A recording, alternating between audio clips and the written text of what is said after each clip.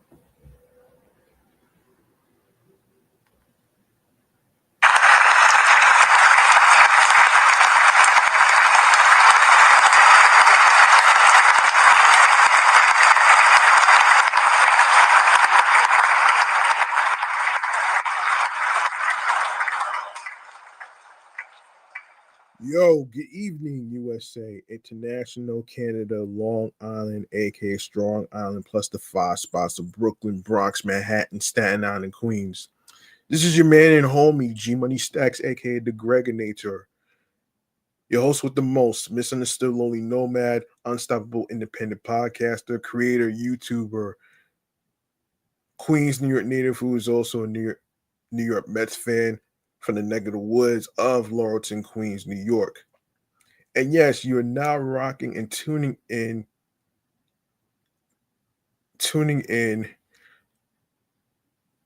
listening, streaming, and watching the 390th episode of Off the Meat Rack Chainz New York Avenue podcast, live and direct from StreamYard in the comfort of my room and YouTube. Please feel free to grab that subscribe button for me in case you missed out on any episodes whatsoever. Please hit that subscribe button for me so you don't miss out on any of the live stream recordings and episodes. And of course, be sure to tell your friends, share the videos. You can even download the episodes as well. And yeah. All right. So okay, so I do apologize for the little delay. I had a little pop-up in regards to this the update of Windows 11, which I talked about in episode 387 already. So there you go. You check out 387 as I talked about Windows 11, Windows 10 phasing out. So there you go. Okay. All right, let's start with this. Hold on. Hold on 1 second here. 1 second.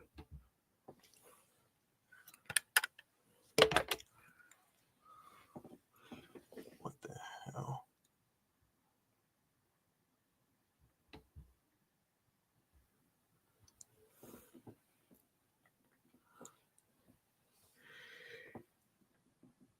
Yes, let's start off with this. I do apologize for that pop-up and a little delay. So here it is. We got some transit stuff that we gotta talk about here.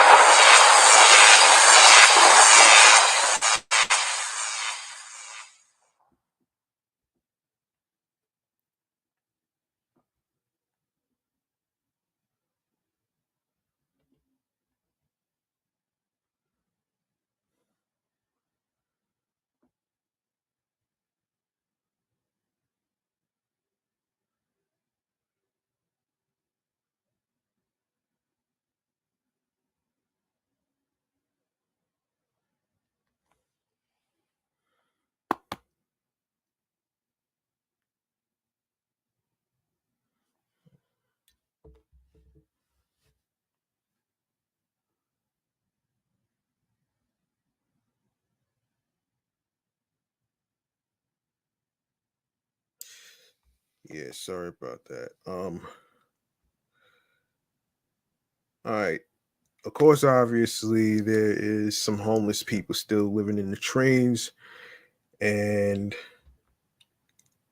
yes, we gotta talk about it. We gotta talk about it, though. We have to talk about it.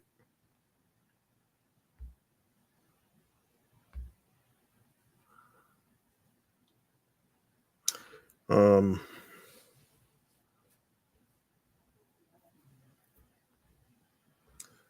Other than that, man, um, damn, sorry about that. Just my damn tablet is like freezing up and stuff.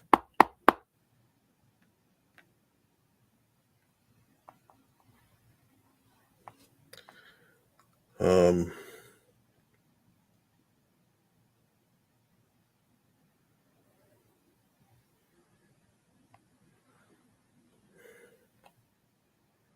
Hang on.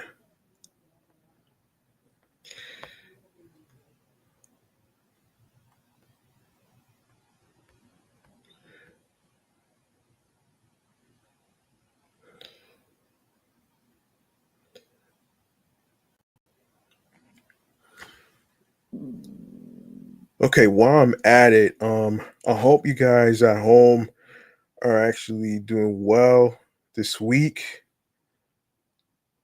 And of course, anybody's looking forward to the New York Mets game tomorrow. I believe it starts around 4:10, around 4 something. I will have to check. I will have to check the schedule to actually find out. Um, I'm pretty sure y'all ready for it though. The Mets go against the Blue Jays at Citi Field. So there you go. Sorry about that. The hell's going on?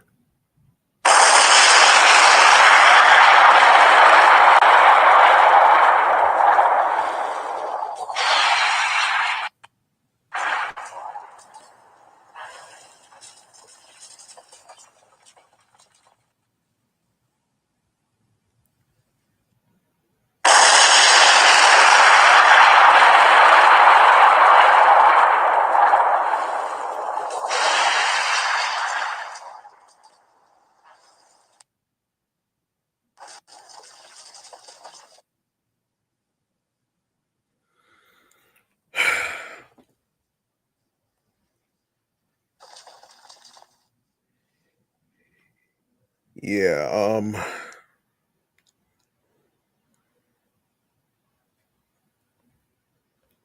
yeah.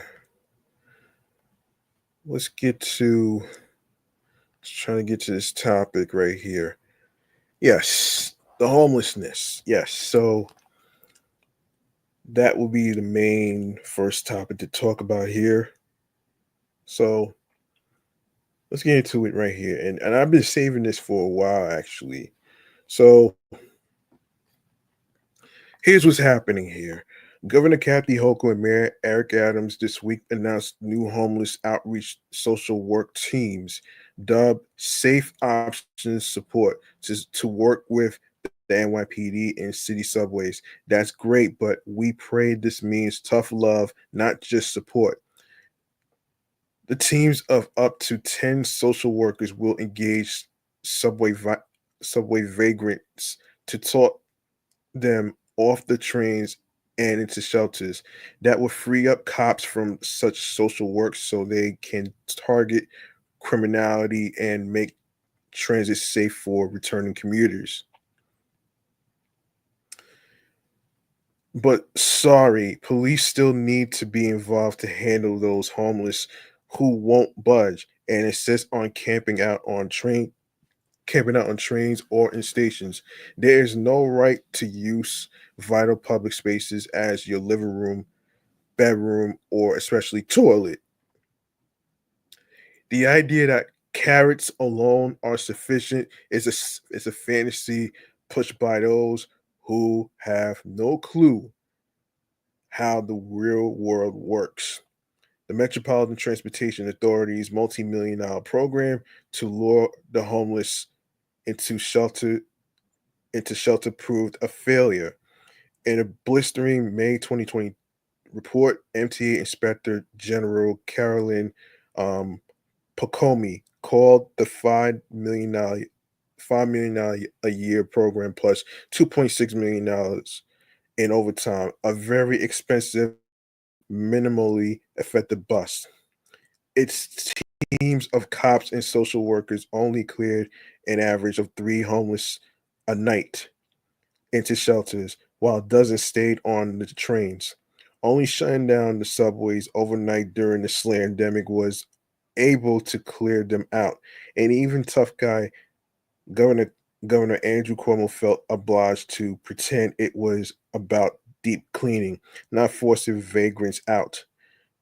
The nightly closures are gone, while the homeless are back in full force. The new Hochul Adams teams won't be enough. Hmm. Yikes. How about that?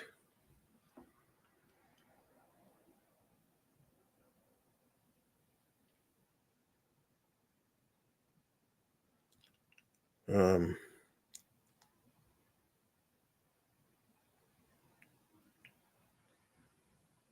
yeah, that's crazy.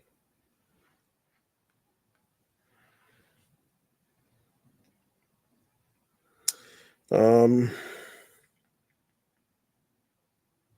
yeah, this is tough, but it's still scary at the same time.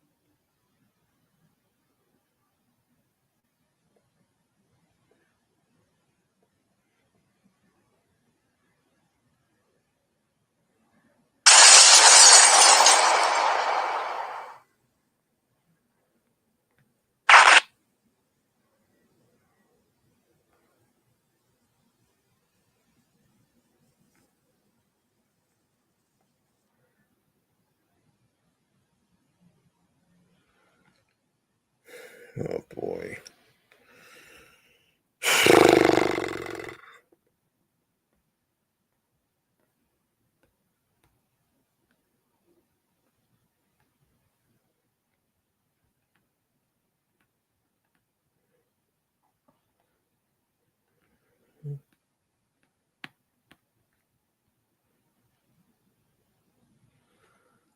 Yeah.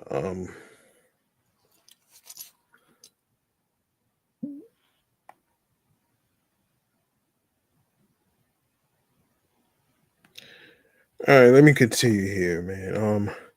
State law, which should change, though we don't have high hopes, given the left's power may technically prevent police from forcibly removing anyone from the transit system for simple vagrancy, but not for not for cause.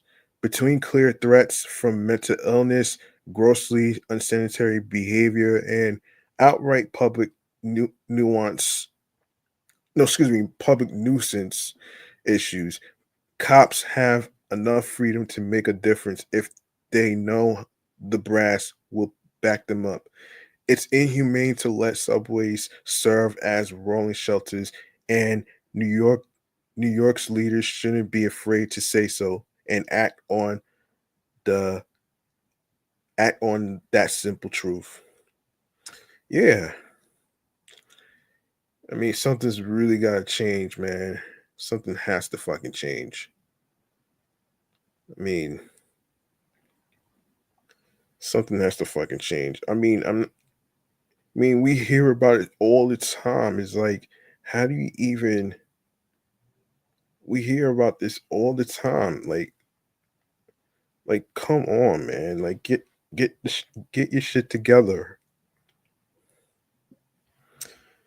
Speaking of getting your shit together, um, how about we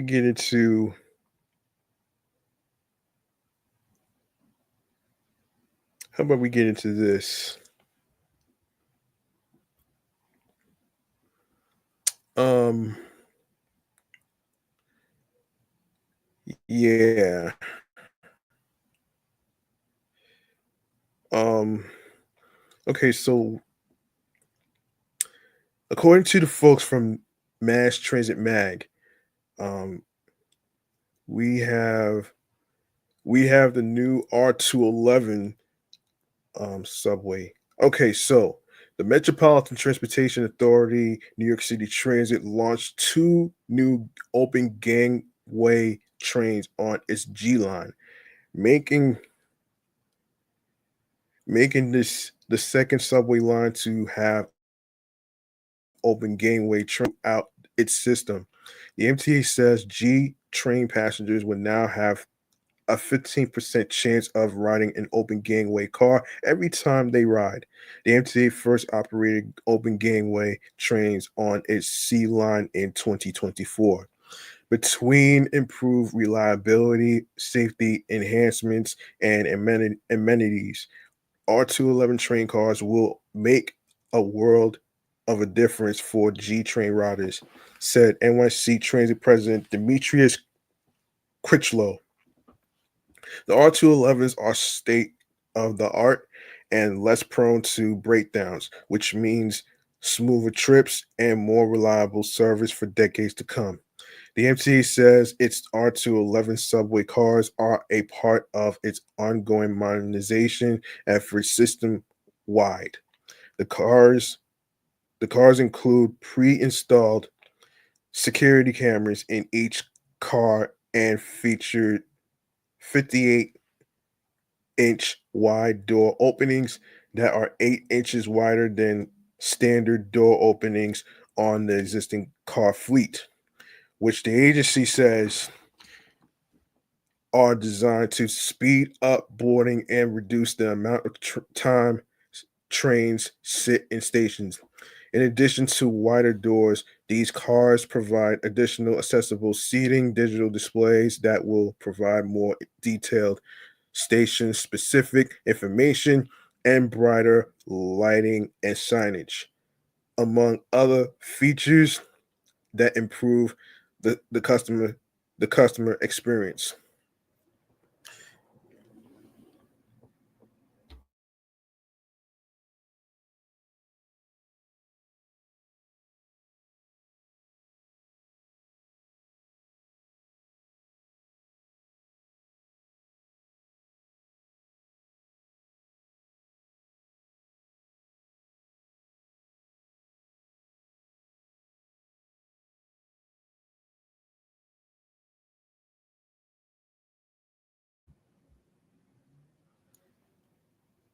The innovations we're bringing to the G, New York's only crosstown subway line, are key to improving service long term for thousands of daily riders in Brooklyn and Queens, said MTA Chair and CEO Jan Lieber.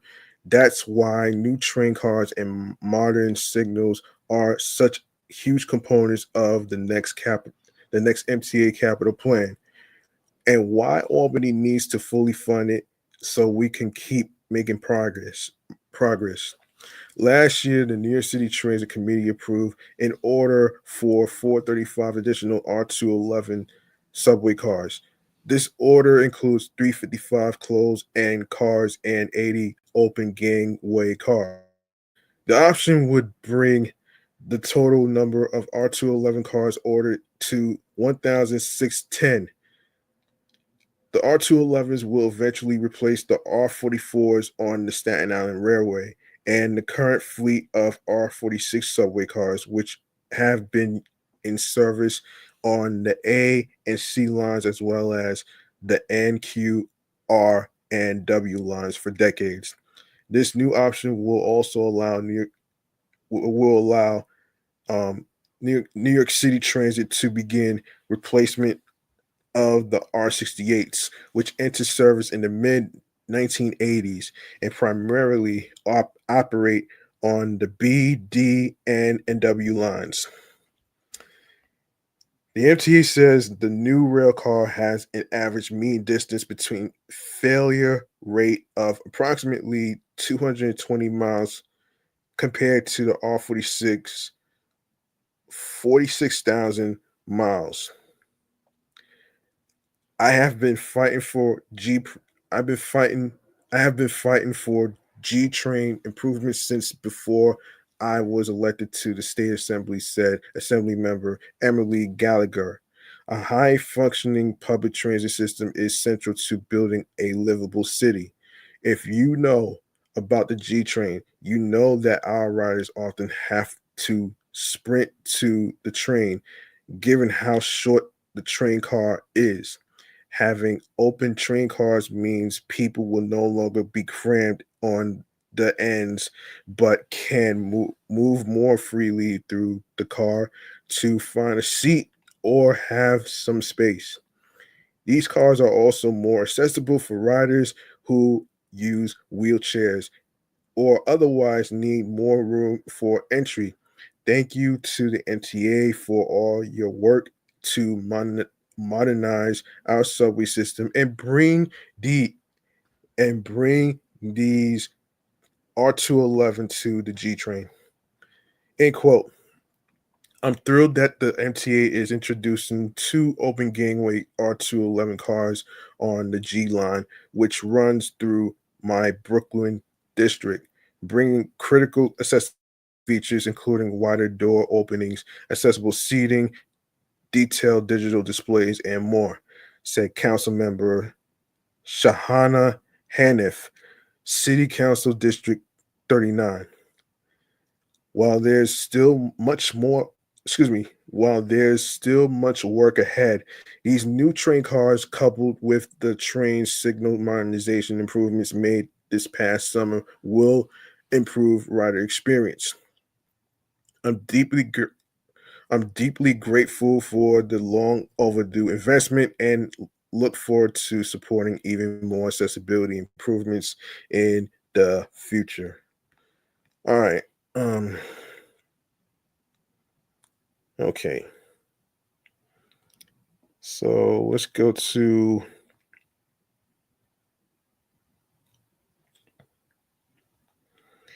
all right. Let's go to hold on.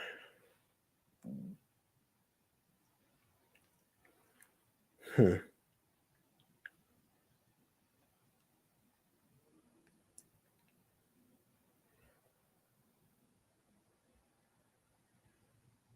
All right, let's go to oh, this is old news. Let's go to um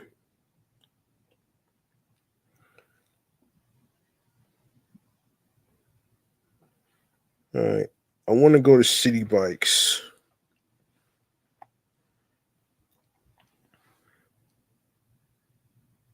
This is crazy. So City Bike fees had increased on January 6th, with of course more coming on February 3rd, which already happened, just as New Yorkers bear the brunt of higher transportation costs this year, including congestion pricing, toll hikes, and looming train and bus fare increases. Even so, many New York bicycle hold on. Even so, many New York bicyclists who use City Bike powered by Lyft are willing to pay the higher price because it is convenient for getting around a city notorious for traffic. Others, however, are more concerned about bike cleanliness and the dangers of riding bikes in the Big Apple. Um, Riders who do not have an annual membership to the bike share program now pay $4.99 for a single ride, up from $4.79. E-bike fees and overage fees for electrical and traditional bikes have also increased to 38 cents per minute. For non-members, a 60-minute e-bike ride will cost $22.80. Jeez. Day passes will also increase to $25, up from the current $19 rate come February 3rd. On that same date, day pass overage charges will jump to 38 cents per minute. Meanwhile, City Bike members will not get off completely scot-free, although there is no change in the annual $299.99 membership price. Members will still have to pay an increase to 25 cents per minute, up 1 penny for using e-bikes. Overage fees for both traditional and electric bikes are now 25 cents per minute for members. A cost $15. Damn. Even with the increases, city bike riders still find the public bike system the best way to navigate the bustling streets of the Big Apple. It's a little mixed.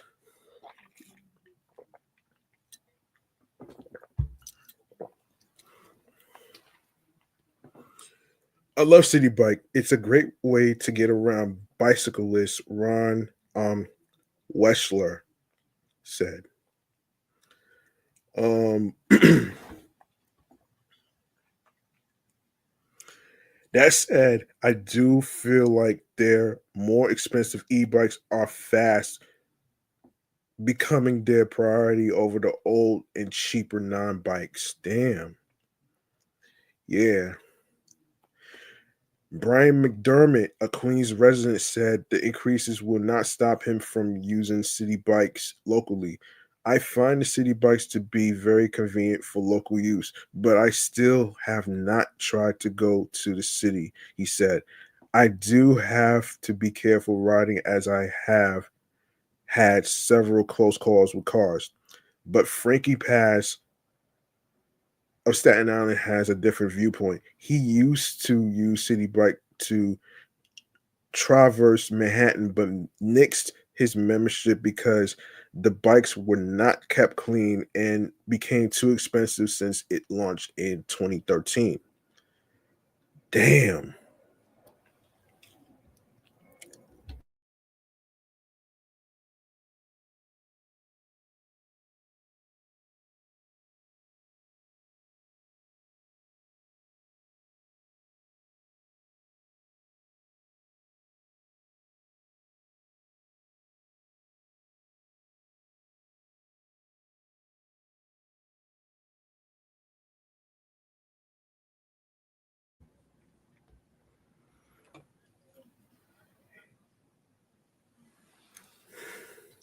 End quote. It used to be priced decently, but now the bikes are all filthy, Paz said. You rarely find an e bike, and when you do, the codes are scratched off. The increase is outrageous considering Lyft, which owns City Bike, lobbied so hard for congestion pricing. I've canceled my membership. I'll just walk. City Bike has no, excuse me, City Bike had over 45 million rides last year, a 25% increase from 36 million rides in 2023, the company said. Hmm. Okay, next we have um we have this.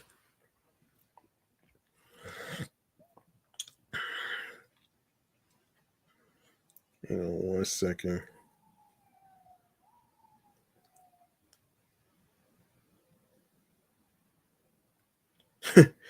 So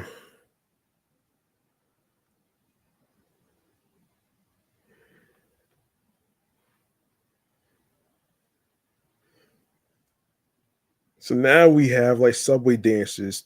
Um, According to the New York Post, step, slide, and ride. In the heart of Midtown, New Yorkers have transformed a subway station into their own personal stage, where they blast beats and film themselves bussing moves for a captive audience of strap hangers.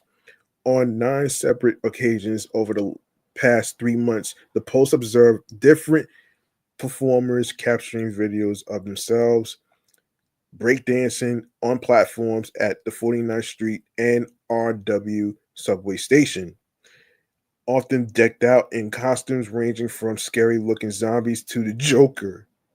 Oh no, not the Joker. These guys, these guys are these guys are here all the time. One MTA worker told the Post while three teenage boys shimmied in a uh, choreographed triangle on the southbound platform one night this week.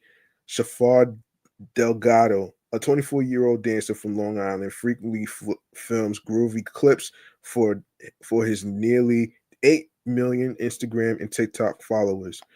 His first video in October 2022 amassed an eye-opening, no, excuse me, an eye-popping 44 million views. That station was where I had my first viral subway video. So I just kept going back there.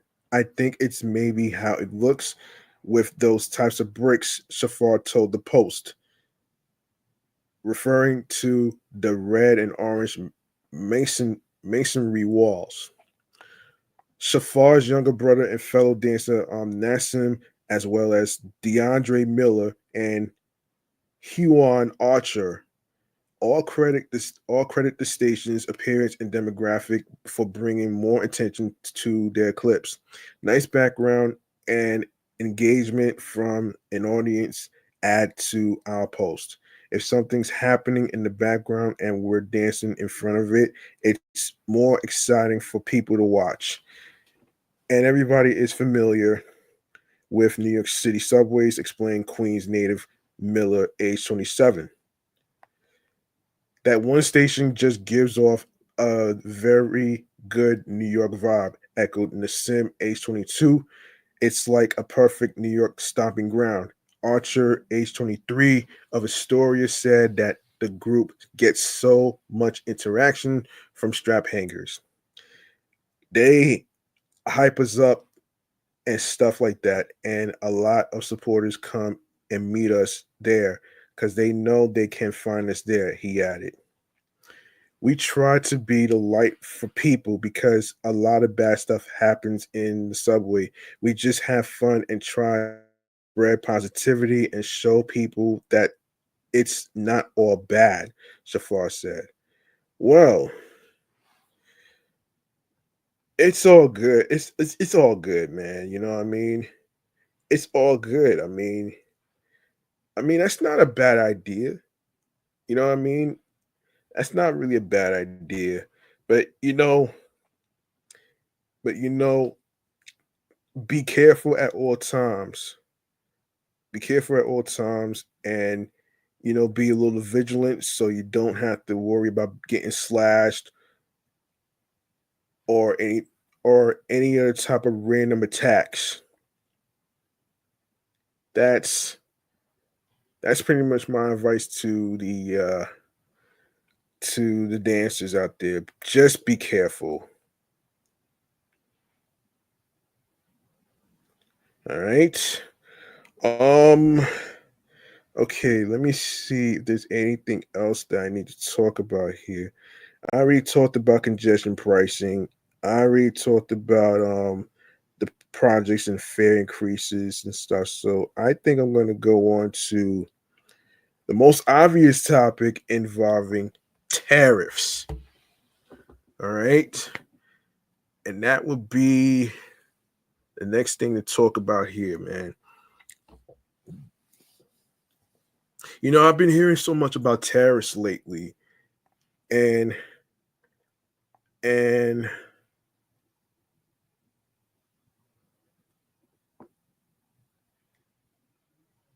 and in case anybody don't know what a tariff is, and is curious to know what it is, I will gladly explain this in this segment right here of chatting all the jazz. All right. There are some pros and some cons behind the tariffs. All right.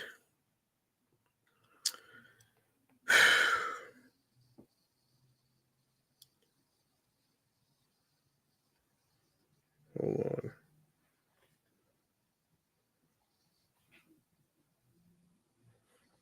All right, here we go.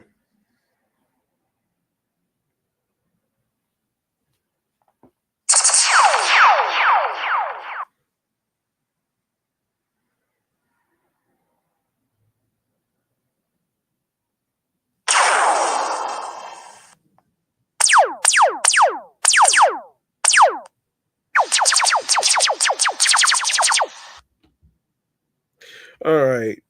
Before we even get to the pros and cons of tariffs, um,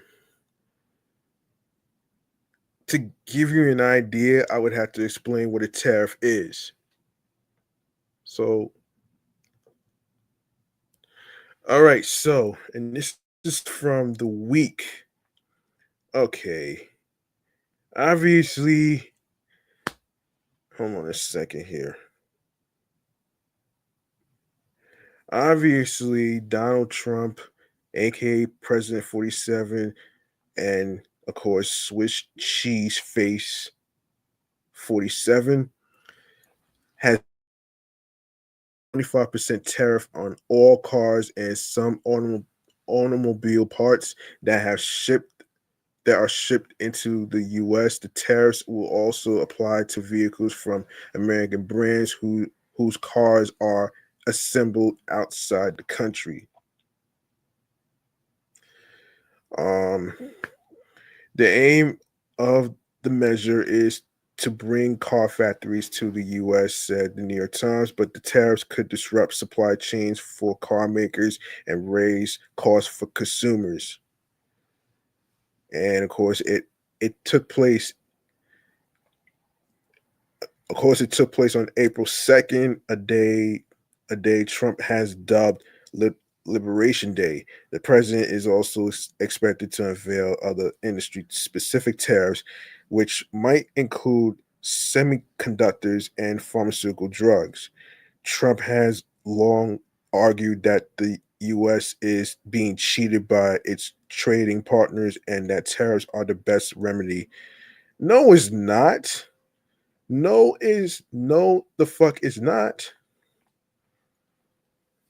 No, it's not. Okay, so here's the pro. Here's the pros and cons about this though, man. But let me this all right, this whole thing with the tariffs is just crazy.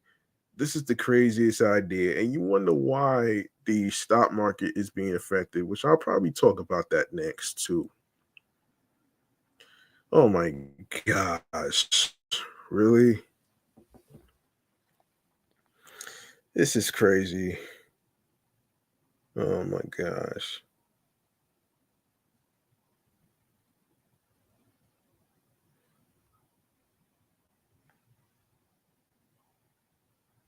Hmm.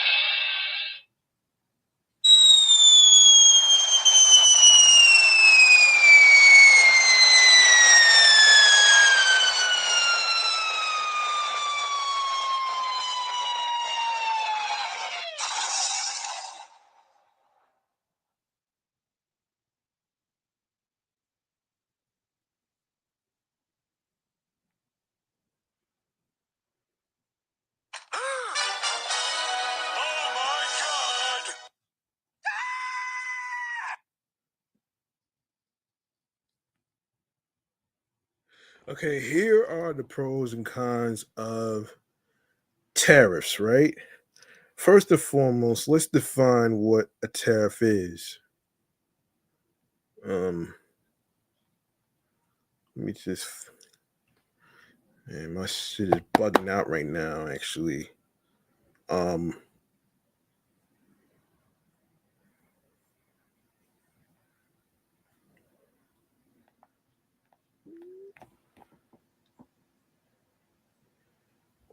all right, let's define what a tariff is actually before I get into the discussion. Okay, what is a tariff?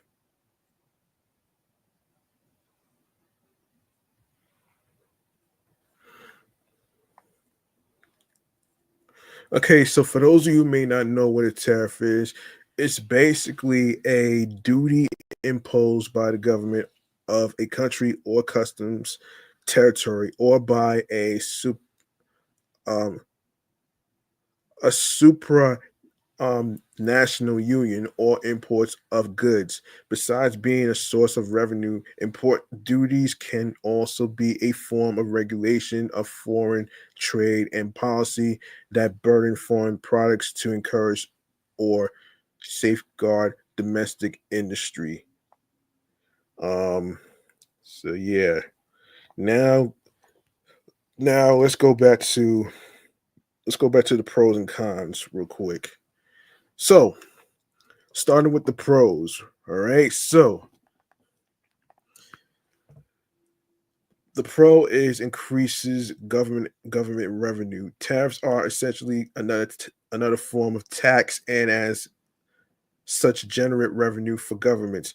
Of course, the idiot in the White House, President 47, has claimed tariffs created vast wealth for our country and will pay off our debt and make America wealthy again. You gotta be fucking kidding me.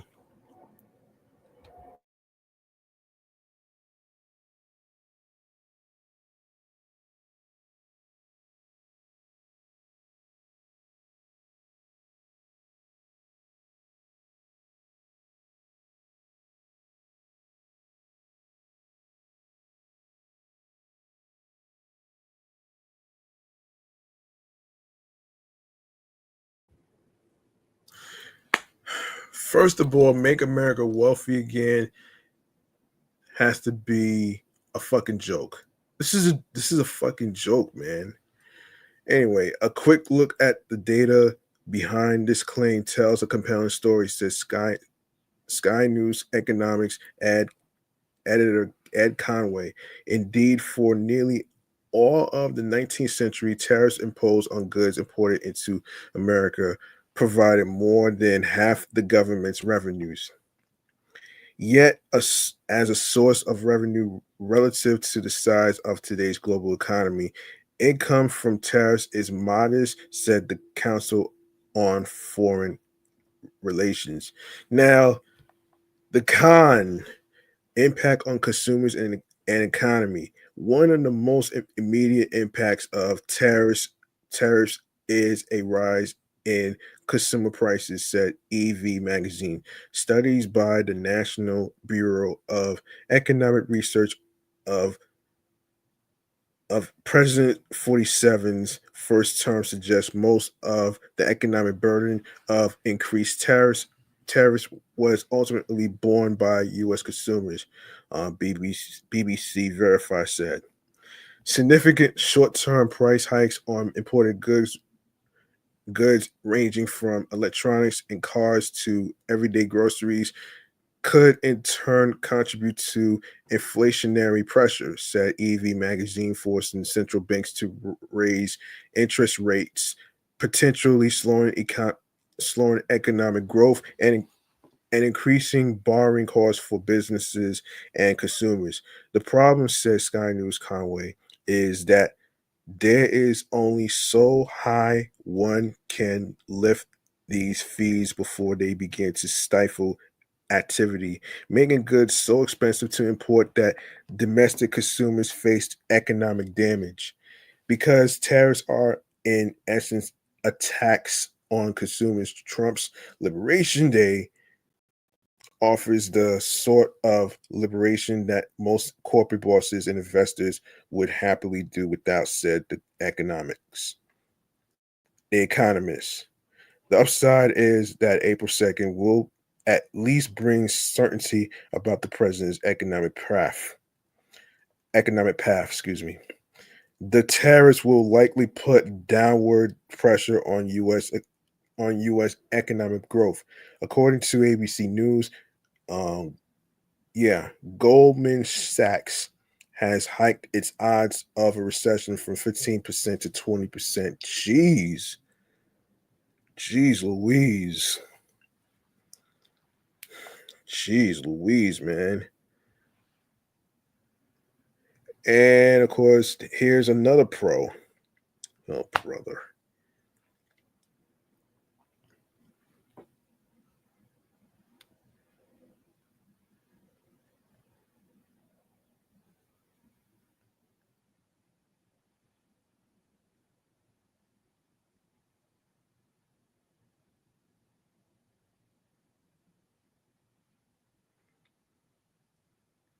All right, here's another pro. Protect domestic businesses and jobs. In most cases, tariffs are intended to protect local industries by making imports more expensive and driving consumers to domestic producers, said the Council of Foreign Relations. Supporters argued that tariffs incentivize companies to manufacture goods within their own country, reviving industry while bolstering supply chain resilience. Longstanding concern about the loss of manufacturing jobs to countries with lower labor costs has been a main driver for the anti globalization movement in the developed world, said the BBC. Of course, President 47, aka Trump, has told American workers that they no longer need to be worried about losing their jobs to foreign nations. Instead, he said foreign nations will be worried about losing their jobs to America. Oh, brother. Yeah, right. The con is lobbying and corruption. Tariffs often lead to cascading protectionism and create a fertile ground for corruption, said the free market think tank, the Cato Institute. Trump's two, Trump's 2018 to 19 tariffs on China led to a complex process of exclusion requests and lobbying. In the absence of appropriate oversight, tariffs exemptions become political currency traded between firms and officials in what amounts to a pay to play arrangement, said Forbes. Rather than economic factors, decisions are determined by lobbyists, campaign contributions, and political connections. Jeez.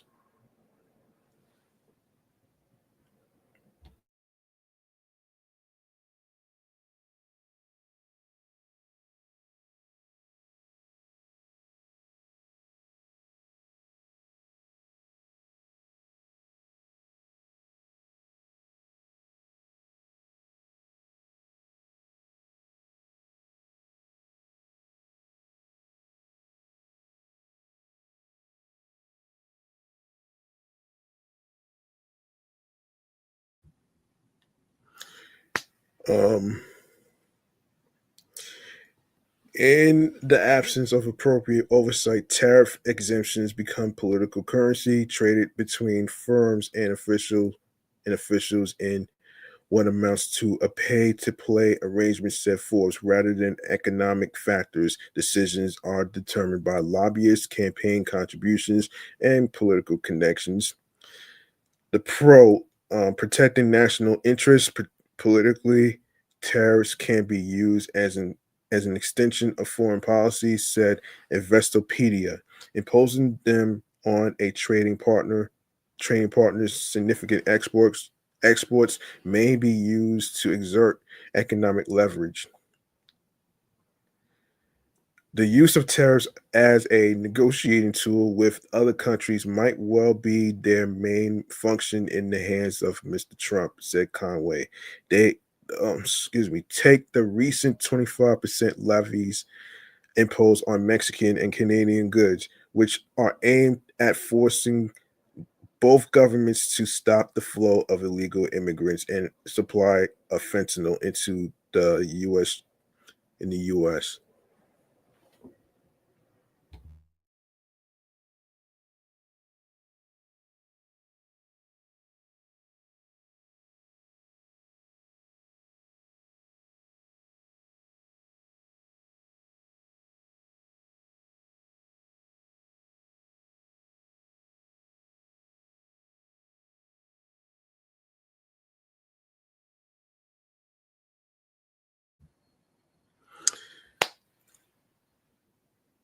Trump has already successfully wielded the threat of tariffs to break a deadlock with Colombia over the return of deported migrants.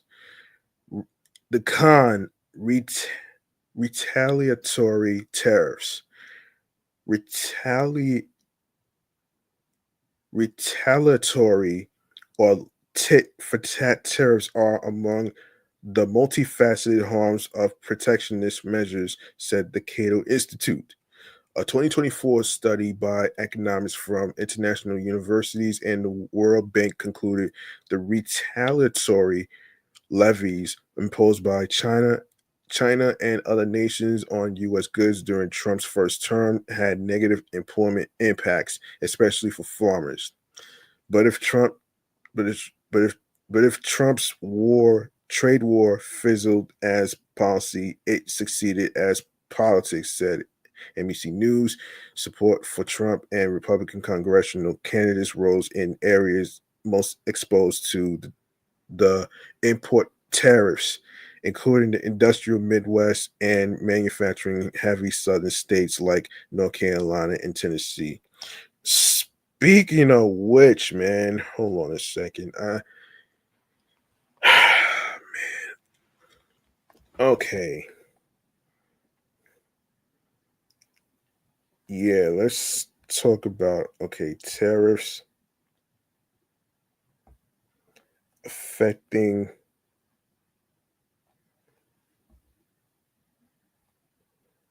the stock market.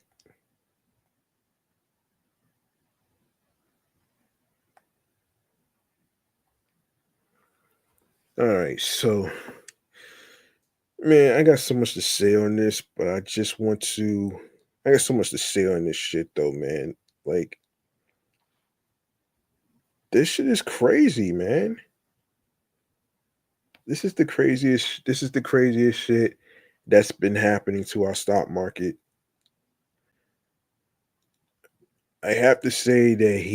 I have to say that he's fucking petty. He's petty. And let me see. So let's talk about this though, man. So this idiot President Trump on Wednesday announced the largest increase in tariffs in US history, unveiling new import duties. Uh no.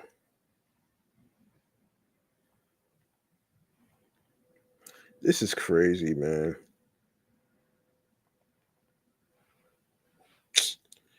Yeah, how would it affect the people? Let's see.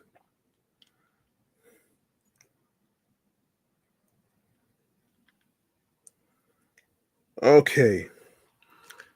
To say that the stock market is having a negative reaction to President Donald Trump's uh, reciprocal tariffs would be a major understatement. As of 10:30 a.m. Eastern, the Dow Jones Industrial Average um, was down by about 1,500 points.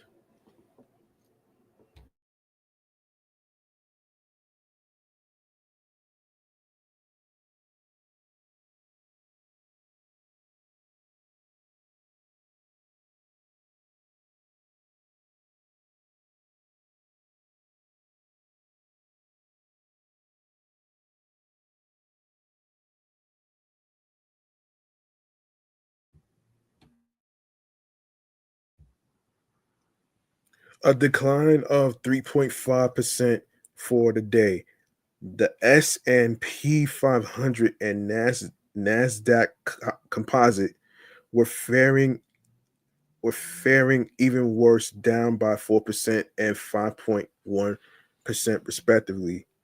The small cap Russell 2000 index is taking the worst hit of the headline indexes. It's down by nearly 6% for the day as I write this. And this is from Yahoo Finance, of course, and is now 21% off its high, putting it into bear market territory. Given the market's reaction, it's important to take a step back and digest what the tariffs mean for investors and what could happen next. Here's a quick rundown of the news and what investors should be focusing on. All right, Trump's tariffs, the short version. First, here's a quick overview of the news. President Trump announced reciprocal tariffs rates on more than 180 countries around the world. The president shared charts of the new tariffs rate broken down by country, claiming that the rates are roughly half of what each country is charging the United States. However, the numbers are significantly higher than many experts have predicted, as the administration is including currency manipulation and trade barriers, in addition to the tariffs each country charges on U.S. goods. The plan has a 10% baseline tariff, but imports from many countries are facing much higher rates. Wow.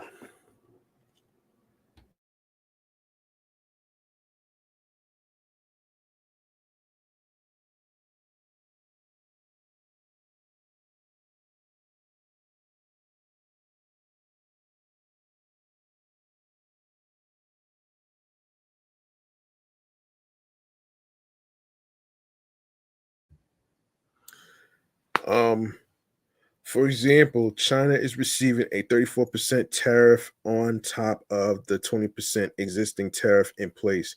And just to name a few others, the European Union is getting a 20% tariff under Trump's plan. Vietnam is one of the hardest hit countries with a 46% reciprocal tariff. Japan is receiving a 24% rate, and India will have a 26% tariff. The UK, Brazil, Singapore, Chile, and Australia are examples of countries that are getting the baseline 10% rate. Why are stocks plunging? All of the major stock market averages were sharply on lower on the tariff news. In short, the tariffs were much harsher than most experts had expected, and this is seen as both an additional inflation and recession risk. Damn, son. But some sectors, industries, and groups of stocks are being hit harder than others, including companies that primarily sell imported goods are getting crushed. One major example is discount retailer Five Below, which was down by nearly 30% on the news. Companies that sell and manufacture goods in international markets are also getting hit hard. Damn.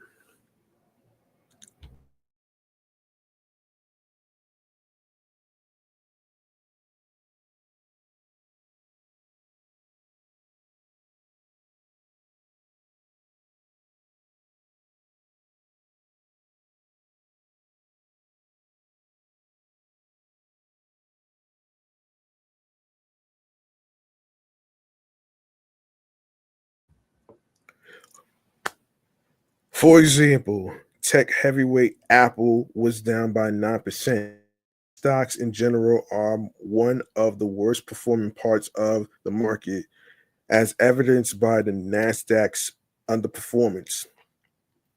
Many of these aren't too exposed to tariffs, but technology tends to get hit hard when the market is perceived as risky. On the other hand, some parts of the market were holding up better than most.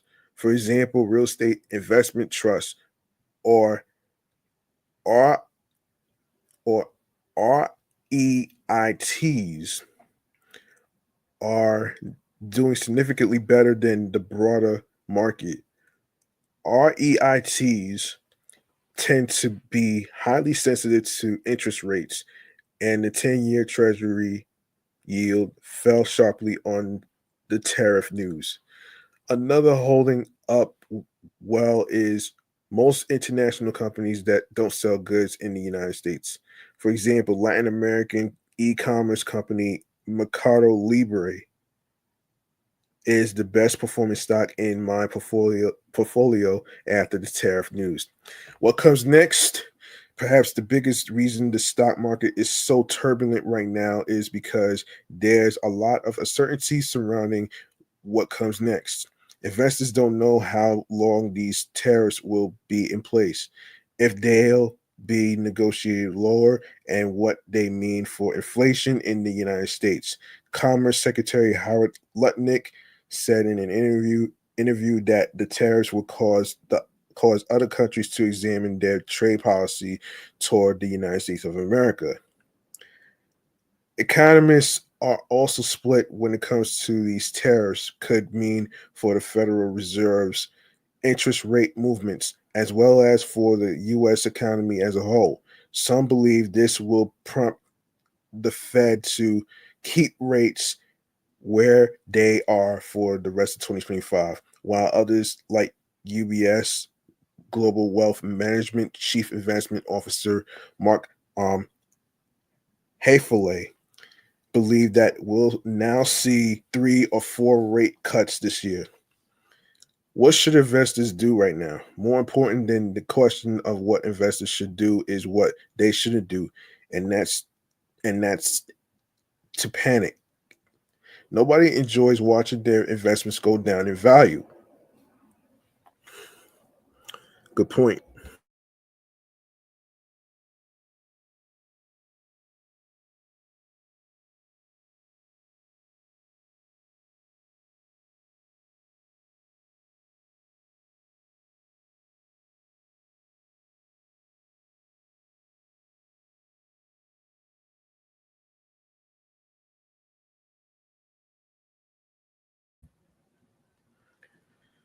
But it's important to keep a cool head. Panic selling almost never works out in investors' favor. And if you are stressed and aren't sure what to do, um, there's nothing wrong with doing nothing at all. When the market becomes ultra volatile like it is today, I like to sit back in my chair and say today is a great day to do absolutely nothing. If you are a long-term investor and have some cash on the sidelines, it could be a smart time to start looking for new opportunities. There are some excellent businesses, many with little exposure to the tariffs, that are down by 5%, 10%, or even more on the news. Don't miss this second chance at a potentially lucrative opportunity. Ever feel like you missed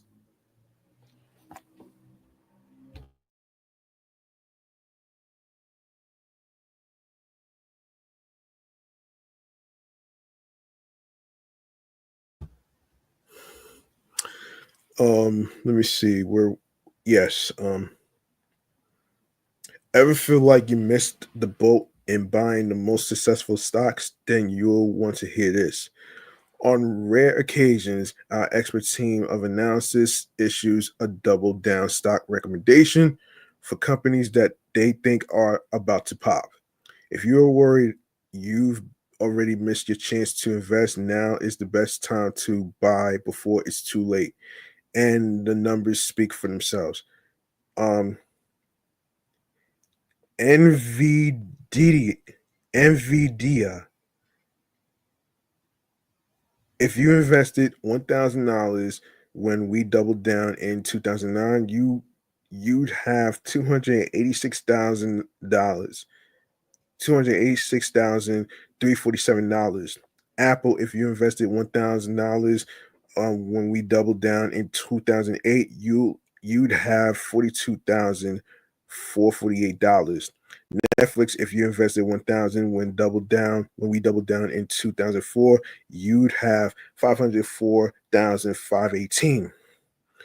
Right now, we're issuing double down alerts for these incredible companies, um, and there may not be another chance like this anytime soon.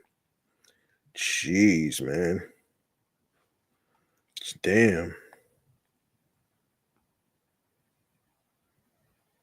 Damn.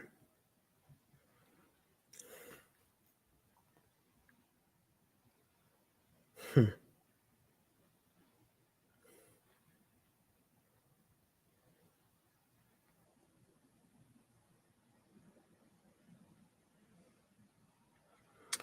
Yeah, this is crazy. I want to say a couple of things actually before I get to the other topic. I don't think. Hold on a sec.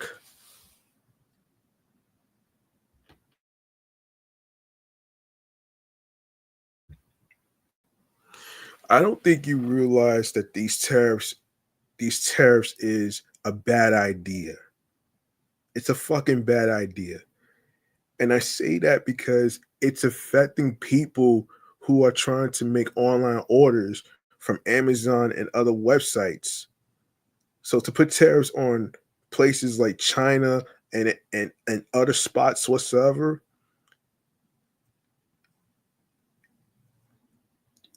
you you are the worst. You just you just caused a stock market crash. It's bad enough. It's bad enough that people are losing their fucking jobs over Elon Musk and Doge.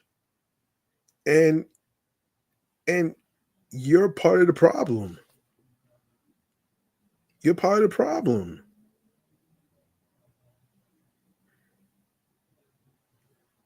And y'all motherfuckers, y'all motherfuckers put this guy in for a second term.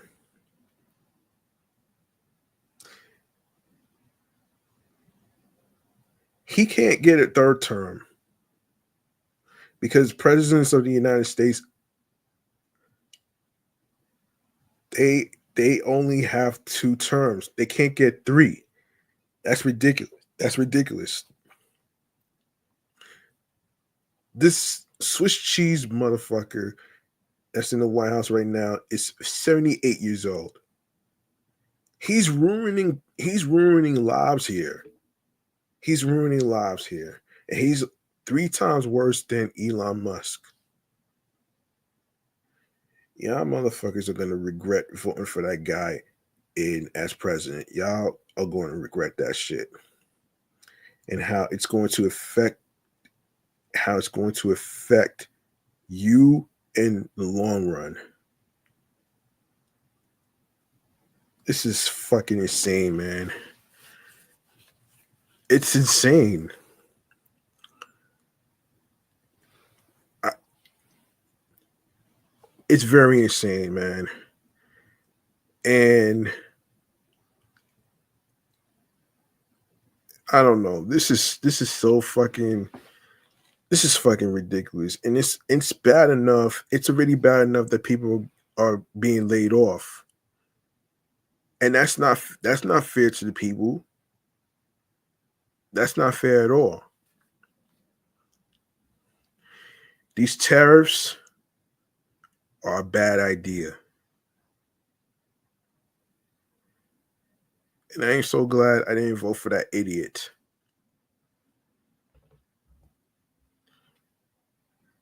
Let me move on to the next topic, man, before I even get more upset about this. A lot of people are upset about this. It's not just me.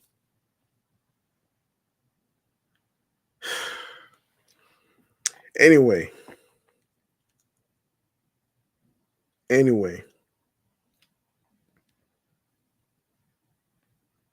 Anyway, let's go to.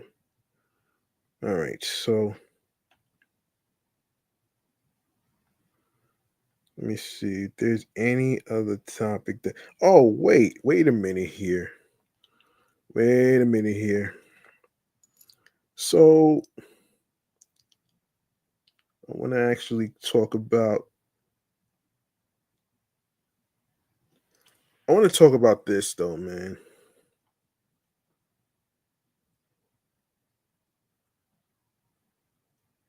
I want to talk about this though, man. This was a question that I had in mind. Um, are podcasts becoming the new media? So this is according to a story in podnews.net. Okay, here we go again. It's time for me to play Nostradamus and share my mostly accurate podcast predictions for 2025. First off, we all agree that 2024 was a different kind of year for podcasting. Podcasting got some extra shine during our 2024 US elections. Joe Rogan hosted Donald Trump on his podcast, which ended up being President elect Donald Trump's longest interview ever, according to him. This is another idiot, man, who don't fucking understand this guy and what he does. Kamala Harris appeared on the Alex Cooper's Call Her Daddy podcast, which also made headlines. As we edge closer to 2025, the podcasting world is changing and getting more attention. We're seeing more than just growth. We're witnessing a deeper appreciation and respect for our medium. These are exciting times, and I don't see it slowing down in 2025. Here's what I see coming for podcasting in the coming year. Um, Prediction one: more attention, more attention to retention. The death of downloads. For too long, podcast creators have been obsessed with download numbers as a measure of their success. But I believe that's all about to change. We shift we shifted gears in our podcast network in the way we monitor podcast growth. After attending Podcast Movement DC this past year, I discovered we weren't the ones seeing this shift in our industry. In 2025, the focus will be more on attention and retention. How long are listeners listening? They are they coming back for more content? These are the real metrics that matter. Podcasters will need to embrace a deeper understanding of the audience's behavior, moving beyond surface level stats, aka downloads, to focus on real engagement. It's time to get real about the impact of podcast listenership engagement, ditch the vanity, and start focusing on the connections that truly count. Community is currency. Everything else is for the birds. Oh shit. Prediction two. YouTube dominates the video podcasting space, and still, YouTube has been quietly revolutionizing the podcasting world for a while now. And in 2025, it's going to be a bigger presence, known even more. I believe YouTube will continue investing more in better features that support podcasters for curated discoverability, new tools, and education to make video casting one of their more pillars of entertainment. Spotify is already pushing to attract and help creators build their video podcasts on their platform. If YouTube wants to become the powerhouse for video podcasting, they will need to set up, and I believe they will. Video isn't just a trend anymore; it's becoming a core part of podcasting. Don't sleep on this. Prediction number three: the rise of local podcast communities. In the past, I've seen more and more podcasters building local communities, and this trend is only going to explode in 2025. Podcasting has always been about connection, but now we're seeing creators bring that connection home. Local meetups, live events, and even in person collaborations are becoming the new norm. I've had the privilege of consulting with podcast leaders who are actively working to create local spaces where podcasters and listeners can connect in a deeply personal way. These micro communities will grow, offering real real world value and connections that go beyond the digital world. Expect more podcasters to leverage the power of localized, hyper targeted audiences to build stronger, more engaged communities. As the founder of Pod Houston, a local podcast community, this makes me smile. Prediction 4, the AI assistants take over. Oh, nah. But it's not all bad. Yes, it is. Man, AI's role in podcasting is about to get way more interesting. We've seen the rise of podcast centric AI tools to streamline production, editing, and even content creation. But 2025 will bring more sophisticated AI features that go beyond just convenience. Expect specific AI tools that will offer personalized, streamlined workflow and content recommendations and even help you engage with your audience in real time. No, AI won't replace human creativity, but it's going to make your podcasting journey a whole lot easier, letting you focus on what matters: your voice, your story, and your community, period. Prediction number 5. Oh, wow. This podcasting into everyday life. Podcasting isn't just for the content creators anymore. It's becoming a mainstream part of everyday life. In 2025, podcasting will be more integrated into social media, entertainment apps, newsletters, plane and bus rides, and even smart devices. I meet people every week who listen more to podcasts and make them an essential part of their daily routine. Prediction. Okay, so there's another prediction 5. Don't call it a combat. Audio is the blue ocean. I've been in the podcasting space for 10 years now. And let me be straight, I love all things audio. It's the most intimate, most soulful medium we could ever consume. And I will always be an advocate for protecting our RSS feed. RSS is the cornerstone of podcasting. That being said, with all the buzz around the reemergence of video integration into podcasting, I believe true audio only content is the blue ocean heading into 2025. Audio podcast content will stand out above the rest, and if you are good at your craft as a storyteller and community builder, you will win in 2025. Prediction number 6, the year of the remix. I predict we're going to see podcasters flip more switches on the formats of their shows.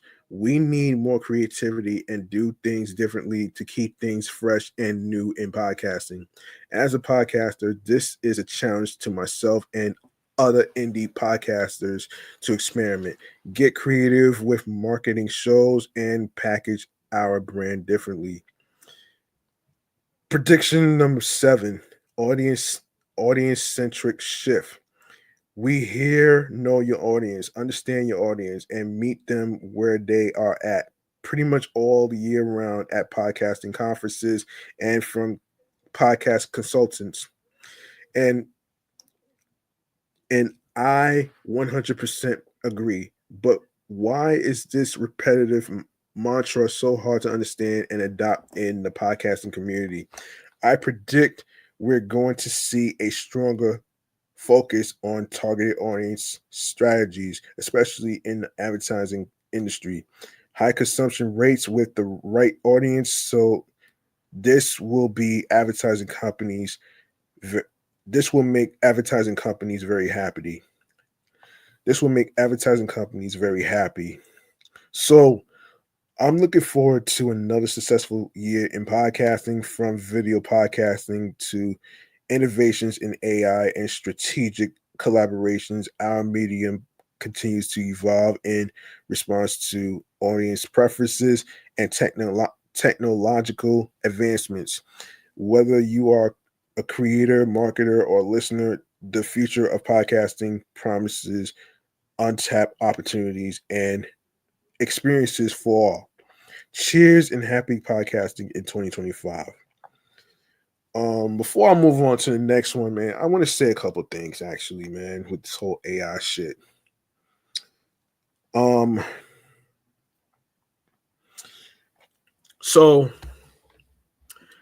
as I was listening to um Chris from 3C Films, what he was saying, what he and I have to agree with him on this actually.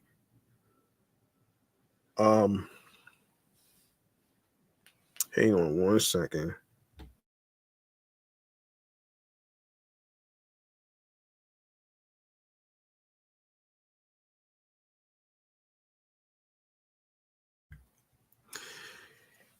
Yeah, and what Chris is saying is the people who are using AI for everything, as far as like, you know, as far as like videos and TV, movies, and all that other stuff, he feels he feels that it's really basically reusing. It's like copy and paste in a lazy fucking way. You're basically trying to take away the soulness of human beings who work hard to create things. They create art, they create shows, radio shows, podcasts. I, I mean, you just name it. And he's right, man. This feels like a copy and paste type of shit that I cannot see myself doing. I cannot see myself doing, no, man. Nobody fucking asked for artificial intelligence to happen. The same way nobody asked for artificial intelligence to affect the video game industry, the TV industry, the movie industry, and all that other stuff. No one asked for this shit. I'm not using no fucking AI in my live stream podcast recordings, because number one, it using AI for your videos, it doesn't feel fucking authentic. It doesn't feel authentic at all. You know what I'm saying? It just it just feels like it just feels like we're in a crazy world of, you know, making deep fakes. Like, no, man. Like, seriously. This is fucking ridiculous, man. And and yes, I have to agree with Chris, man, from 3C Films. Shouts to Chris from 3C Films. And if you want to learn more about the types of movie news that he talks about, especially TV and all that stuff, go ahead and subscribe to the YouTube channel 3C Films, and the 3C Clips YouTube channel page. All right. So there you go, right there, man. This is this is so insane to me. This is so insane. I'm not down with the whole artificial intelligence shit, man.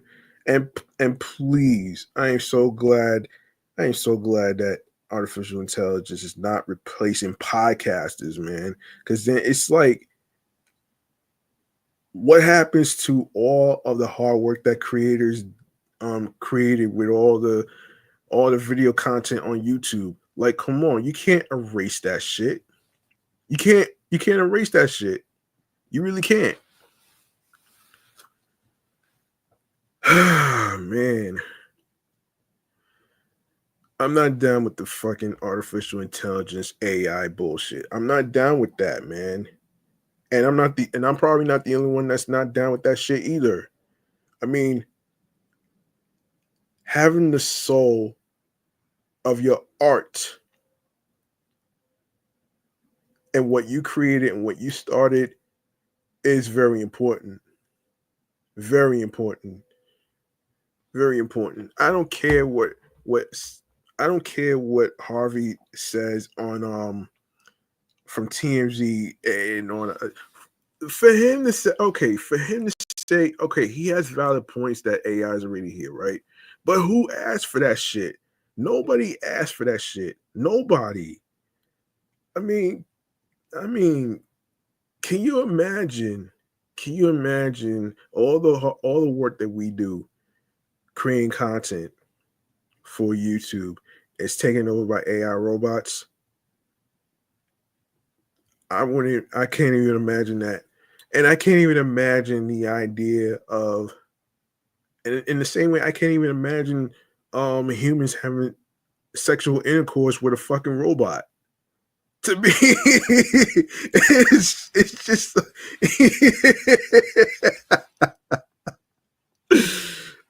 I can't even imagine that shit happening, man. Oh my gosh, man. It would be so weird. It'd be so weird to be making out with a robot instead of a human. It'd be so fucking weird and crazy. Man, anyway, man, let's move on to this right here. So podcast started as an audio only phenomenon, but now YouTube, the world's biggest video platform, might be the biggest platform for podcasts. Yes, it is. According to the Google owned video giant, YouTube now has more than 1 billion monthly viewers for podcast content worldwide. In 2024, users watched more than 400 million hours of podcasts monthly on living room devices, the company said. This milestone underscores how YouTube has come to play an essential role in podcasting for creators and audiences, and how our investments to improve the podcast experience on YouTube are paying off. YouTube said in an announcement. Podcasts with video are more than just a trend. They meet audiences where they are on YouTube. That's interesting. The growth of podcast consumption on YouTube comes after Google Podcast was phased out in mid 2024. In the US, about 31% of weekly podcast listeners choose YouTube as their preferred service over Spotify and Apple Podcasts. 27% of Spotify and Apple Podcasts, 15% per Edison Podcast Metrics research released last October. With 1 billion monthly podcast users, YouTube would be a far bigger than Spotify, which all told had 675 million monthly active users at the end of 2024. Spotify doesn't regularly report the size of its podcast audience. It recently said that more than 240 million users have ever streamed a video podcast on the service. Meanwhile, Apple doesn't release their user stats for Apple Podcasts. We've long invested in the podcast experience, and creators have found that video makes this format even more compelling. YouTube CEO Neil Mohan wrote earlier this month in his annual letter to the YouTube community. That's Neil Mohan, however you pronounce it. This year will roll out more tools to support podcasters, improve monetization for creators, and even make it even easier to discover podcasts. Marcus Brownlee, known as MKBHD, is a tech reviewer and vlogger with almost 20 million subscribers on the platform. He co-hosts weekly tech podcast Waveform, part of the Vox Media Podcast Network, distributed on YouTube and via other platforms as audio-only podcasts. It was a no-brainer to make it a video-first podcast on YouTube, Brownlee said, "There's nothing like the content discoverability on YouTube. It kind of fit together like a puzzle piece with our other channels." Launched in August 2019, Waveform is hosted by Brownlee, who is known as MKBHD, and co-host um, Andrew Manganelli and David Emo. Brownlee said the podcast started as a place where he and collaborators could discuss weekly tech news and developments off his main YouTube channel, where his company publishes highly produced videos. He estimates that a typical MKBHD video takes about 20 hours of work compared with 2 hours plus editing time for a podcast.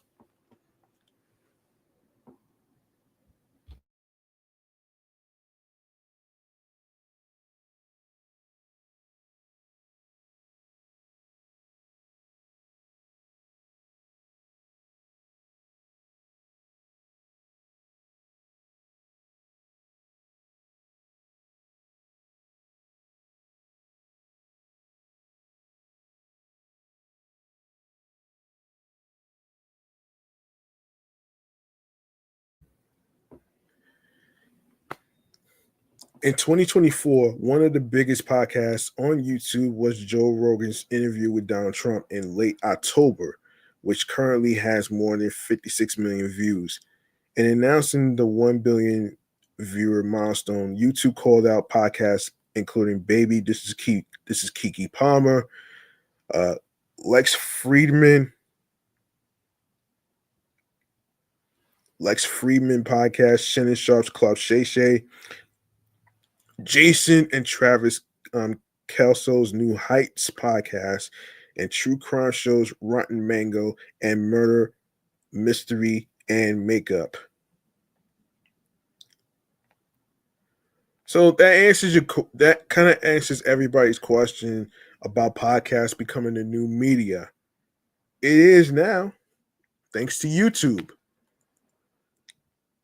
And yes, you could check out Waveform by Brownlee, along with Baby, This is Kiki Palmer, Lex Friedman podcast, Club Shay Shay, New Heights, and other podcast shows on YouTube and streaming platforms wherever you get to listen to podcasts. All right. Speaking of which, man, let me see what else I want to talk about. I want to talk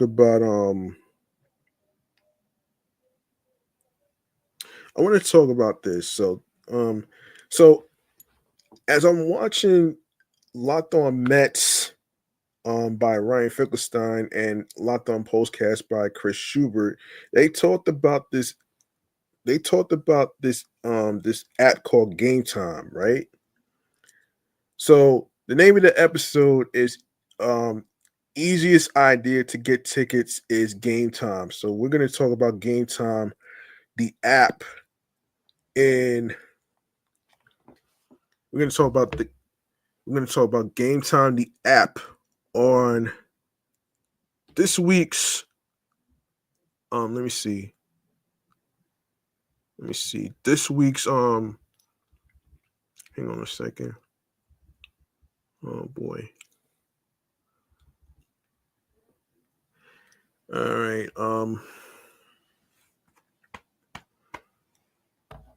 All right. Hold on.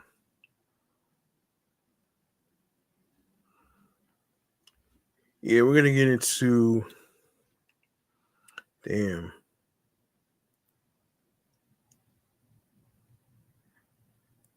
Um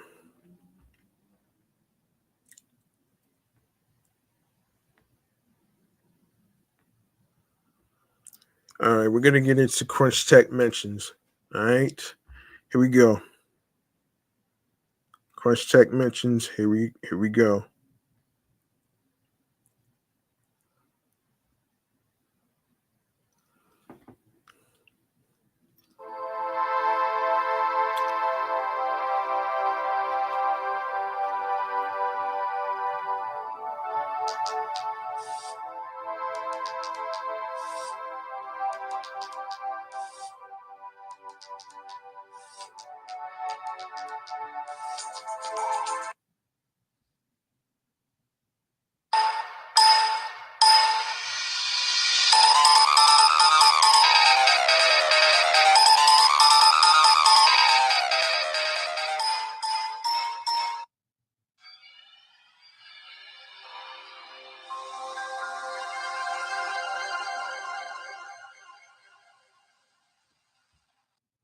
All right.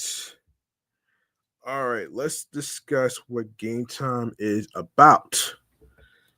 Um, let's get into what game time is about though. Hang on one second. Let me just find that topic real quick. Um, let me find that topic real quick. Just give me a sec, folks. Trying to look for this topic right here.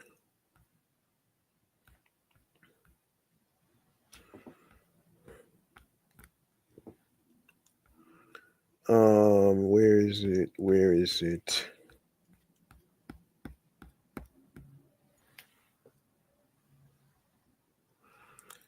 Where is it?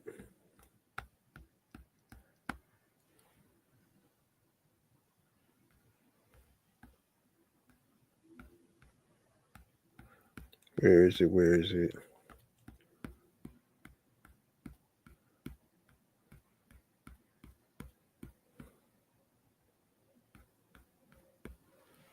Hold up.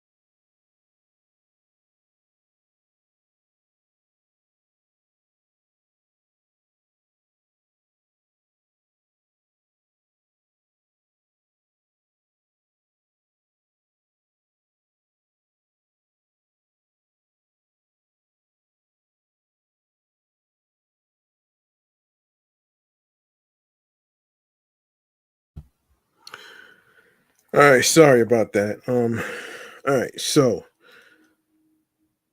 for those of you who may not know what game time is, I would actually I'll actually break this down actually. So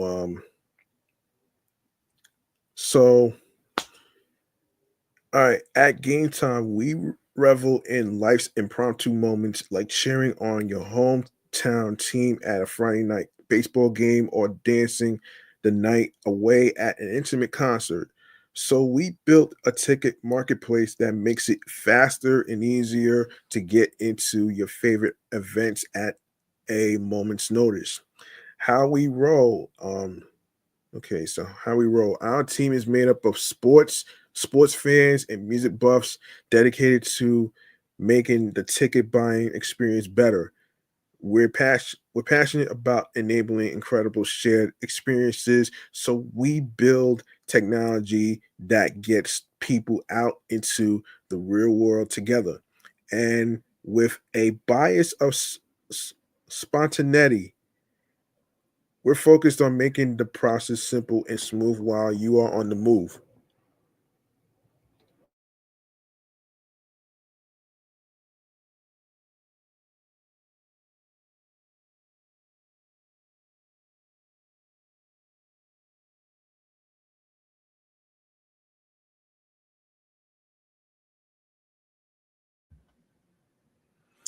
All right.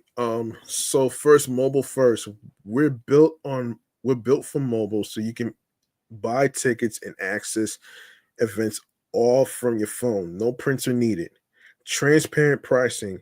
We're committed to clear competitive pricing, showing you the full cost of your tickets up front, with all in pricing toggled on, no hidden fees. Guaranteed tickets. Our game time guarantee ensures you'll have your tickets in time for the event and that they'll be valid for entry. The aha moment. In 2012, Game Time founder Brad Griffin nearly missed a San Francisco Giants game after scrambling to print last minute tickets in the basement of a local sports bar. Sports bar, yeah. Though he eventually made it and to see the Giants win the National League Championship. The experience stuck with him. Brad was convinced there should be a faster, easier way to get into the game. Not long after Game Time was born. Today, Game Time provides the premier marketplace for last minute tickets to the most popular events in sports, music, and theater in more than 60 cities across the US and Canada.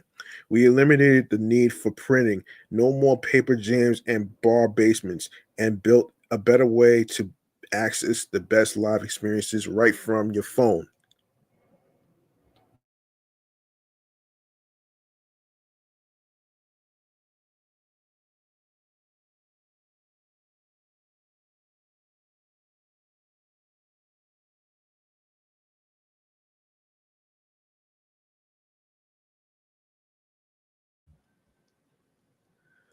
Why aren't why were why we're different?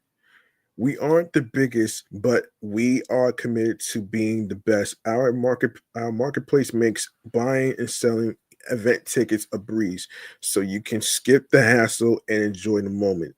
The game time experience is designed to get you into your event seamlessly every time. We curate our listings to show only the best deals instead of an impossibly long list of options. Use our panoramic seat view photos to choose your view before you pay. Excuse me, before you buy. Purchase in just two taps, then easily share tickets with friends via text. Playing it by ear, you can even grab tickets up to 90 minutes after start time with last call because planning is overrated. Uniting people through shared experiences. Um, Teams and artists, 4,423 events, 148,308 events, and 61 cities in the United States and Canada. So there you go, right there. Um, there you go, right there. So, of course, obviously, all right. So you have hot events like basketball. You got the Golden State Warriors, San Jose, Los Angeles Lakers, Los Angeles Clippers, Los Angeles Kings, Las Vegas Raiders, San Francisco 49ers. Hot metros, Los Angeles, San Francisco Bay Area, Seattle, Houston, New York City, Chicago, and Boston. Um, you also have, of course, MLB baseball, including the New York Mets, NBA basketball, NFL football, NHL hockey, college basketball concerts, and shows.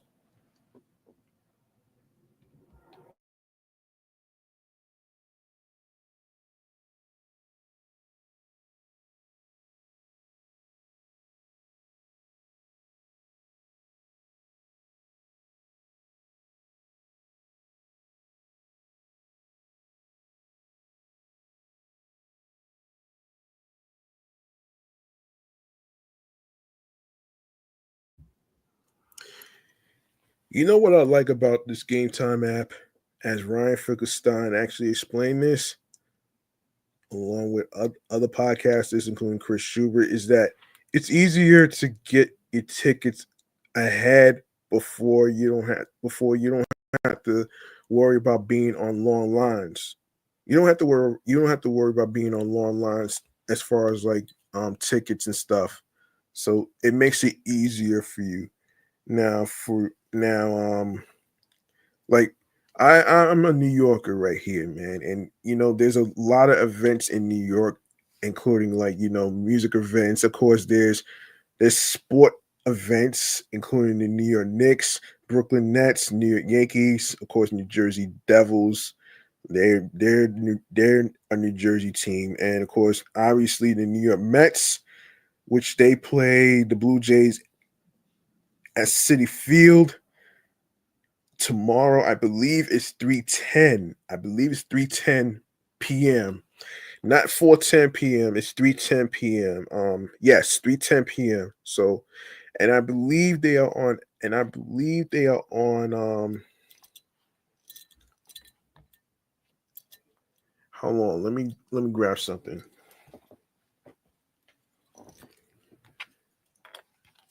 Hold on 1 second. I want to make sure I get the correct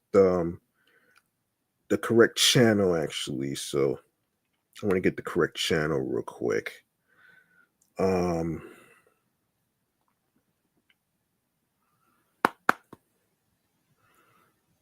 Okay.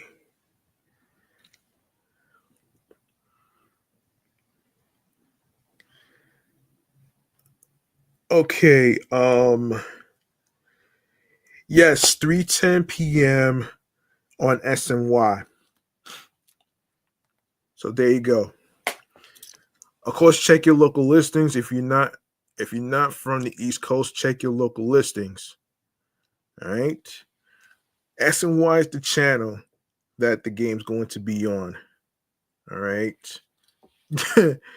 So there you go.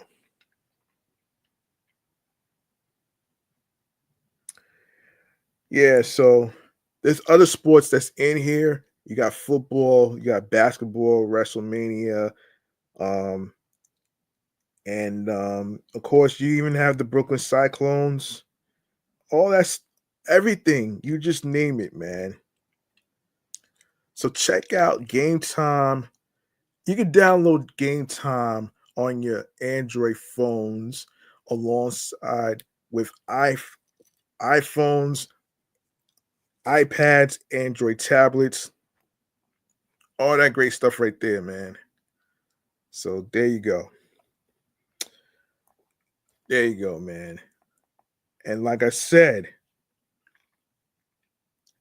it is the easiest idea to get tickets is Game Time. So there you go. All right, now I want to talk about I want to talk about two things in gaming actually. Hey, hold on. Actually, it's more than that. Let me see. Actually, yeah, it's two things I want to talk about in gaming actually.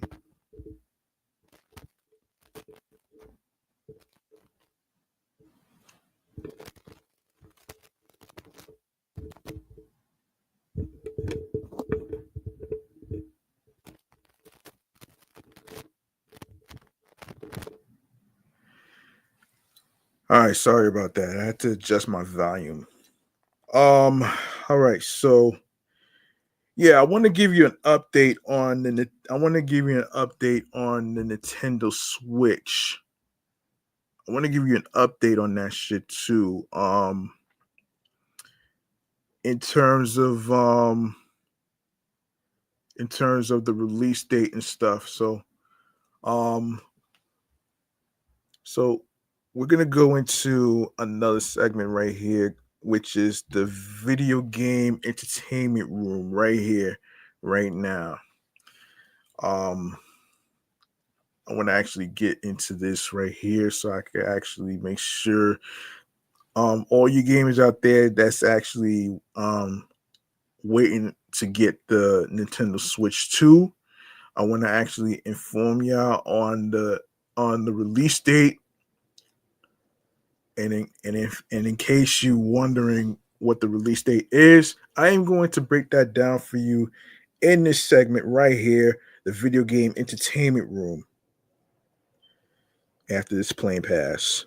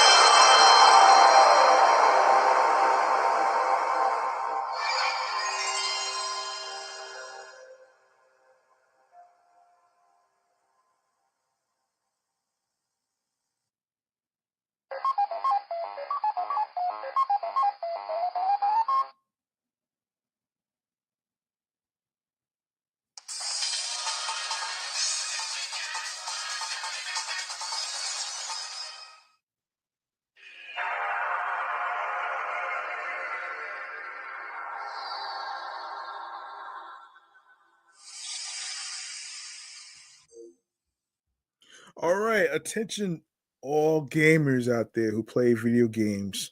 I want to talk about this release date that's happening with the Nintendo Switch 2. And I gotta say, man, anytime a game company comes up with a gadget, it's always got to be so expensive, right? Guess what?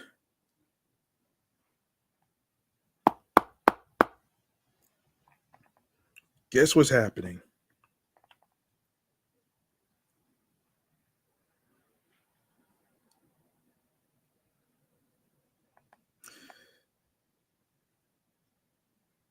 Guess what's happening here? According to the folks from TechCrunch,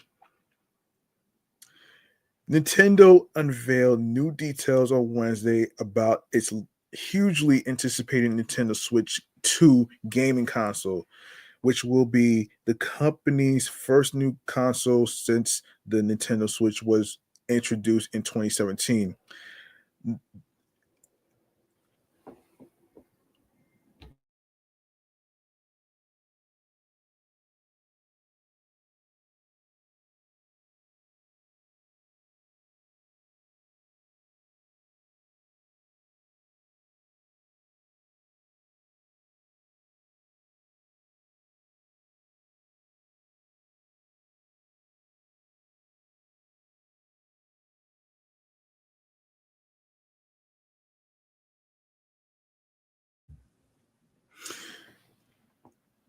So the Nintendo Switch will be released on June 5th, and the cost is going to be, you're not going to believe this, you're not going to believe it, but it's going to cost you $450. That's $450.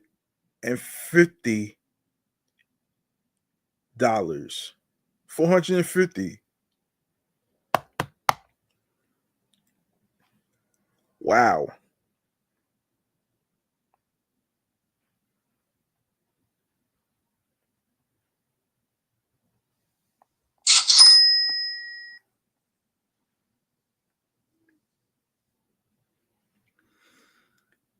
And this is crazy, man.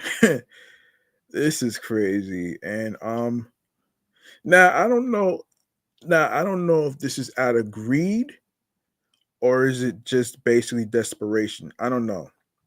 So At launch, the console will arrive both on its own and as part of a bundle with Mario Kart World, a new game for the Switch 2. What will the Nintendo Switch 2 look like? As its name suggests, the Switch 2 is an upgrade on the Nintendo Switch.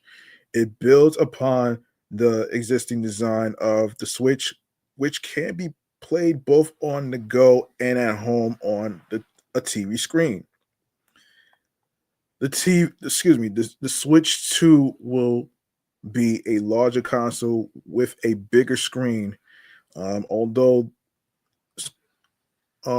there is still a bezel on the edges and heftier Joy-Con controllers, which will also attach magnetically to the sides of the screen.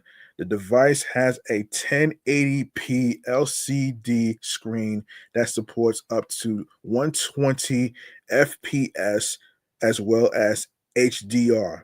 That could be a disappointment for users who got accustomed to their upgraded OLED Nintendo Switches. The dock will support 4K, however. Nintendo Switch 2 will have 256 gigabytes of storage, which is 8 times more storage than the previous model, where even casual gamers usually had to buy a micro SD card to get more storage. It will only support it will also only support micro SD express cards for additional storage, however, which are a new kind of micro SD card. The back of the device has a sturdier stand for positioning the device upright. The body has a the body has USB-C charging ports on the top and bottom of the device. The top seems intended for the Nintendo Switch camera, but it's also a better located charging port. Charging port. The classic colorway for the Nintendo Switch is matte black with light red and blue accents on each respective Joy-Con, nodding to its previous design but in a sleeker format. But we're willing to wager that Nintendo will let you buy as many Joy-Cons as you want in every color you can imagine. And hopefully this time around there's not a drift issue. The Joy-Cons will also function like a computer mouse for compatible games with a gyroscope features with the gyroscope features, players can have more control over motion controls. To get users acquainted with the new Nintendo Switch 2 functions, there will be a welcome tour game that explains the device and it'll cost money, which is probably to sweeten the deal. Nintendo Online will now allow players to revisit GameCube games in addition to its existing ports of Nintendo 64 and Game Boy games, including Fire Emblem, Path of Radiance, Super Mario Strikers, Luigi's Mansion, Pokemon XD, and others. Some titles will be available the day the Switch comes out, along with a remade GameCube controller, which, don't worry, comes with a C button. What is the C button on the Nintendo Switch 2, you ask? Hold on.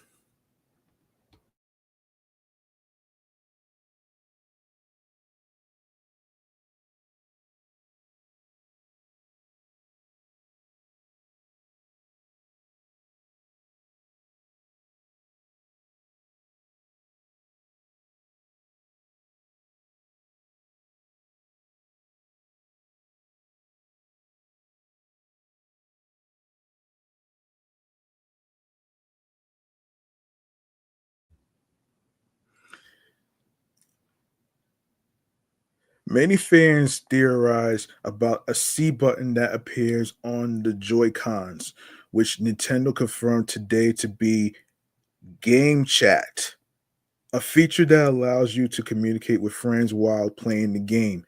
Your voice is recognized by a microphone in the system, supposedly making it possible to hear people if they are in a loud room. Users can also share their game screens within the console, even if they are playing different games. Of course, watch out, Discord. However, in the demo, the footage of another player's game screen appeared a bit choppy. The right Joy-Con has another C button that can be used for other chat functions, including muting your microphone if you need to do something else. Game chat will be available for all users. Um, this happened until for all users until March 31st, 2026 of next year. But after that, you will need to have a paid online membership to use it. Nintendo briefly mentioned that parental controls will be accessible on Game Chat, but didn't provide further details. What hardware launches with the Nintendo Switch 2, you ask?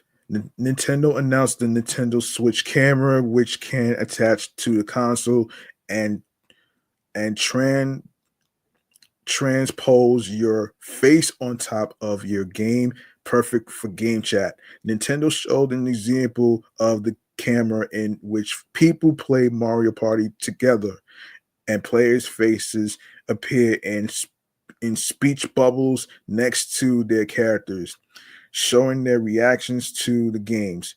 These new features will be backward compatible with certain games, including Mario Party Jamboree. Of course, there will also be a Nintendo Switch 2 Pro controller, which includes the new C button. The new C button. Which games will be available for Nintendo Switch 2, you ask? At the outset, Nintendo already confirmed that a new exclusive Mario Kart game will launch on the same day as the Switch 2, called Mario Kart World. Mario Kart World seems like it's Nintendo's interpretation of an open world Mario game. There's a large map of various regions and courses, but in a free drive mode, you can drive around wherever you may please in single or multiplayer without the threat of a red shell lurking around every corner. The Switch 2 will support games from other developers, some in development and others already released. These include Hades 2, Elden Ring Tarnished Edition, Street Fighter, EA Sports FC, Madden NFL, Tony Hawk Pro Skater 3 plus 4, Yakuza 0, Borderlands 4, Enter the Enter the Gungeon 2, Cyberpunk 2077 Ultimate Edition, a Final Fantasy 7 Silk Song, and others. Deltarune's new chapters 3 and 4 will be available the day the Switch 2 is released. There will also be a new game in the Zelda universe called Hyrule Warriors: Age of Imprisonment, which is a prequel to Tears of the Kingdom. It's expected to come out this winter. Kirby fans will rejoice at the news at a Kirby Air Riders expected in 2025, which is a revamp of the original Kirby Air Ride GameCube game from 20 years ago.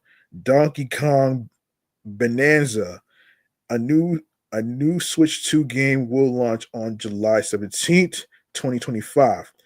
From Software's the Dust Bloods in The Dust Bloods is in development for Nintendo Switch 2, where it will be released exclusively in 2026. The Nintendo Switch 2 will allow players to purchase upgrades to existing games they have for the Switch, as well as games that have a special Switch 2 version, including The Legend of Zelda, Breath of the Wild, and Tears of the Kingdom, Metroid Prime 4, Beyond Pokemon Legends Z and A, um, Kirby and the Forgotten Land, and Mario Party Jamboree. However, these upgrades will be paid. All right. Let's see. All right, yeah. Um, Mark your calendars for these dates that I just mentioned. All right. Mark your calendars. All right. So we have we have another one. So, according to Comic Book, a forgotten Xbox 360 game is reportedly set to return with a new release on Xbox Game Pass. The Xbox 360 game in question hails from 2010, a year that treated gamers to the likes of Red Dead Redemption, Mass Effect 2, Super Mario Galaxy 2, God of War 3, Assassin's Creed Brotherhood, Halo Reach, Fallout, Fallout New Vegas, um, Bayonetta, um, Call of Duty Black Ops, and much more. Not all of these games came to Xbox 360 though, but many of them did. No one has forgotten about these games and the other best games of 2010. One game that has been forgotten about though is no doubt Singularity from developer Raven Software and publisher Activision. The former now works exclusively on Call of Duty via Warzone, while the latter has since been acquired by Xbox. In other words, Xbox now owns Singularity, and where Activision never had any interest or intention of doing anything with the first person shooter meets survival horror game. It looks like Xbox does. According to an Xbox insider that goes by EXTAS1S, Microsoft is planning to bring Singularity to Xbox Game Pass sometime around May this year, alongside some older Call of Duty games. Whether it will be the PC version of Xbox Game Pass or the console version, or both, is not specified. Of course, take this information with a grain of salt. However, the source is a pretty good one and has recently proven reliable when it comes to Xbox Game Pass, leaking that UFC 5 and the original Diablo were coming to Xbox Game Pass this month before they were officially announced as part of a larger lineup of games. A one off game that never got any sequels, Singularity hit on PC, PS3, and Xbox 360 to a decent reception, evident by its 76 on Metacritic, but didn't quite light the world on fire. 76 is a solid score, but not critical acclaim, and it wasn't a major commercial success either. How much demand there is for it in 2025 remains to be seen. If this report is true, we should find out soon. For more Xbox Game Pass coverage, including all of the latest Xbox Game Pass news, all of the latest Xbox Game Pass rumors and leaks, and all of the latest Xbox Game Pass deals. Um, let me see. Let me see this thing. Let me see this thing. Yeah, of course, you can check out comicbook.com/tag/Xbox Game Pass. It has all the stories that I may touch on in the future, everything that's posted, I will actually cover them. All right. Our last gaming topic has to do with the Simpsons Hit and Run. I know most of y'all probably remember this actually. I actually watched my cousin play this game on his PlayStation. It's PlayStation 2, I believe. Yeah, it's PlayStation 2. It's PlayStation 2. So, and this is according to Gaming Bible. All right, so PlayStation Plus users unite over the Simpsons Hit and Run coming to Sony's subscription service, and we totally agree. Released on PC, PlayStation 2, Nintendo, GameCube, and Xbox 2003's The Simpsons Hit and Run is a cult classic. All right, I need to stop saying cult, man. That word really bothers me really much. So I'm just gonna say classic. All right. That shit really grinds my gears with that shit. Anyway, released on PC, PlayStation 2, Nintendo, GameCube, and Xbox 2003's 2003's The Simpsons Hit and Run is a classic game, perhaps even for those who don't care much for the popular and long-running animated sitcom that is the source of its inspiration. And by the way, The Simpsons got renewed for 4 more seasons alongside with Family Guy, and I believe the other one is Bob's Burgers. So there you go. All right, hold on. All right, so let's get it here. Oh my gosh. So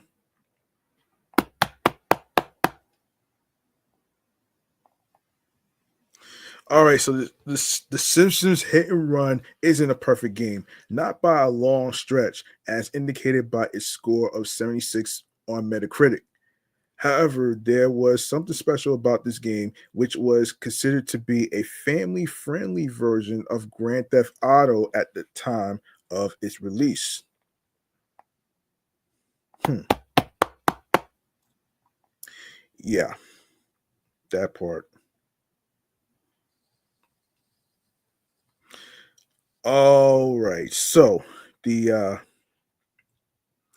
this classic not only captured the essence of the animated sitcom, but most importantly, it was good, old, silly fun, and it's still a fantastic game to play today. Such as, while there seems to be no sign of an official remake or remaster, fans would love to see The Simpsons hit and run on PlayStation Plus. As reported by Push Square, a list of compiled by gamers on the Implicit Conversations Discord channel puts The Simpsons Hit and Run at the top of a list of games that users would love to see on PS Plus. The Simpsons Hit and Run top like top the likes of GTA, Vice City Stories, God of War, Ghost of Sparta, Silent Hill 2, and more. The original game. I don't know all the ins and outs of why Activision, who owns the Simpsons Hit and Run license, hasn't revived this fan favorite game. Perhaps it could be due to licensing issues with Disney, the company that now owns the rights to the TV series. Oh shit. All I know for sure, whether it's on PlayStation Plus, a remaster, or a remake, if The Simpsons Hit and Run was revived today in any shape or form, it would no doubt prove to be a massive hit with fans. So yeah.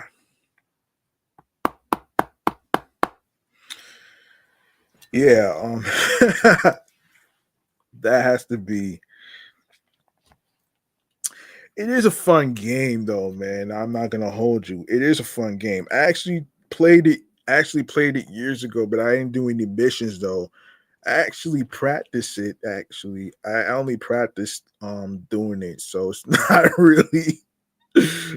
Oh man, this is so crazy, man. Let me see. Wait, wait. Hold on a second here.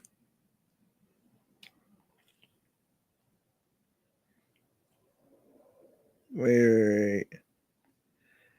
I think that's wait. Um, yeah, so there it is, man. That's the last topic of the night. Hang on one second.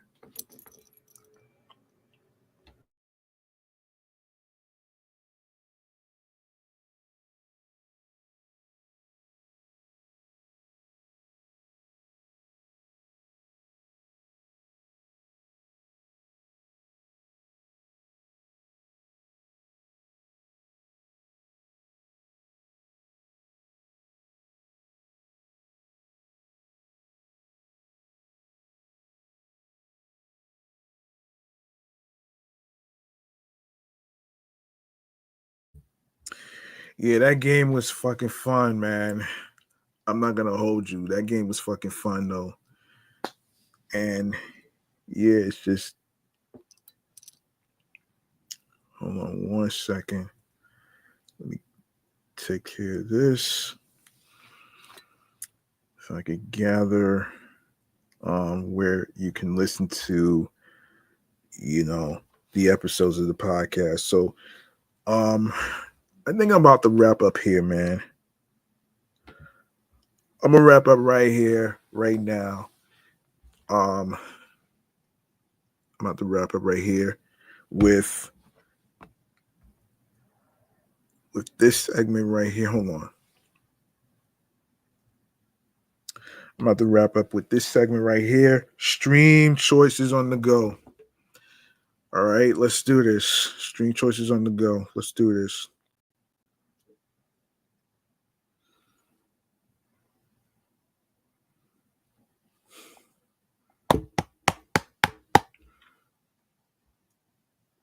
Come on.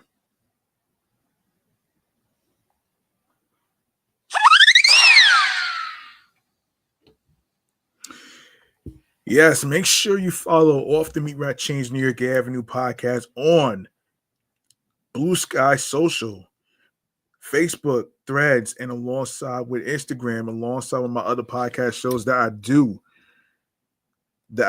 which is my sports platform, which is excellent, fun, vibrant talks podcast, and alongside with my entertainment review show, Meticulous Vibe Juice podcast, and of course you can follow your host with the most at G Money Stacks 555 in Queens, New York, which is the same username that's on Threads as well. Um, and if you go to the link in bio, you're gonna see a whole list of audio streaming platforms that you can listen to on the go, whether you are going to class, work, um, other destinations, or you coming from those destinations so you can listen to at home. Um, Now you're gonna see a list of streaming platforms, which includes Odyssey, Audible, Audio Burst, Amazon Music, Breaker, Bullhorn FM, Castbox FM, Deezer, Listen Notes, Moon FM Podcast, Overhaul FM Podcast, Player FM, Pocket Cast, Podbay, Podfriend, Podhound, Podopolo, Podorama, Podcast Index, Podcast Addict, Podchaser, Podverse, Podcast Guru, Podvine, Snip, Spotify. You can add the podcast to your Spotify playlist if you have Spotify on your phones. You can do that, and Spotify for creators. You can also comment any episodes on there as well. Tell me how you feel about the topics in today's episode and all that great stuff right there. And you can also listen on TuneIn Radio, Fountain Radio, Radio Public, iHeartRadio, the number one app where you can listen to your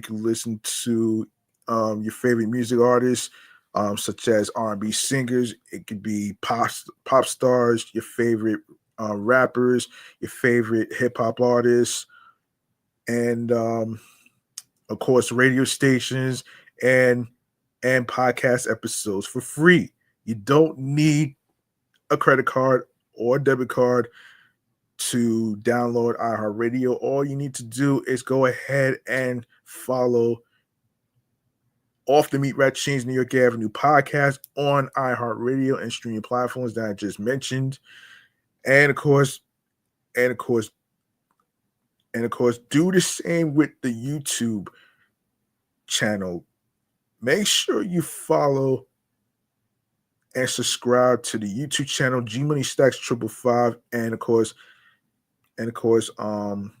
hit the notification bell so you don't miss out on any more video live stream episode podcast recordings, along with leave a like and a comment. Tell me how you feel about the episodes.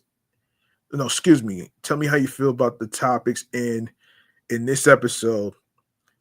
And as far as like, how do you feel about the tariffs that's affecting Wall Street, and of course, how do you feel about the Nintendo Switch 2 that's going to be charging over $400? How do you feel about that? $450 to be exact. How do you feel about that? Do you think it's out of greed, or is it the opposite? And of course, be sure to tell a friend to another friend.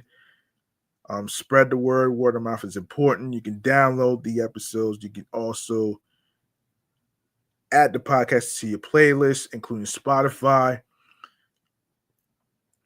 Enable alerts for new episodes to be uploaded to the YouTube channel page, and of course, be sure to share the Linktree link with your husbands, your wives, your boyfriends, girlfriends, people you're cool with from work, and all that great stuff right there. Hold that thought.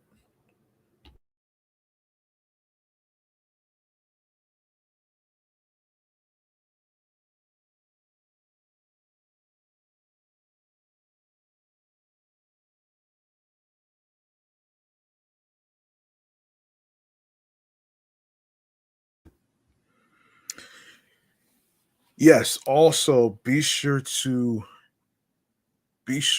also you know be sure to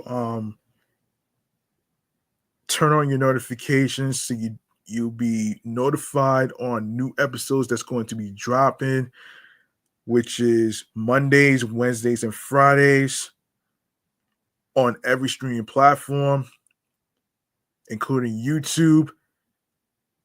Whenever you get to listen, stream, and watch your podcast. All right. All right, man. That's gonna do it for me, man. I'm your host with the most, G Money Stacks, aka the Gregonator. And I like to take the time to say thank you to all the people that subscribe to the channel. Over 100 subscribers. Let's keep the growth of the subscribers going by spreading the word. Word of mouth is important. And of course, remember, the grind doesn't stop. Hard work pays off. If you want something, you have to earn. You have to earn it. It's not going to be given to you on a fucking silver platter. And of course, if you plan to start a podcast, make sure you be yourself behind the microphone as you're recording your topics in each episode whatsoever. And be sure to also be on your P's and Q's creatively, mentally, emotionally, physically, and spiritually. That gets you into your zone alongside with tunnel vision. And of course, And of course, there is no manual to following your path, your heart, and of course, do what makes you happy in your journey. And of course, be sure to also be sure to also be sure to also be yeah be sure to keep a lookout on some new topics that I'll be covering next time in the next episode. So, like I said, like button. Be sure to share this video. Share the videos. It's very important actually. And let me just say let me say yes, be on your P's and Q's. I will the next time I'm on the air, I will be talking about the movie Minecraft, and I will be talking about a working man that just that just um that just walked over the Snow White remake. I will talk about that as well.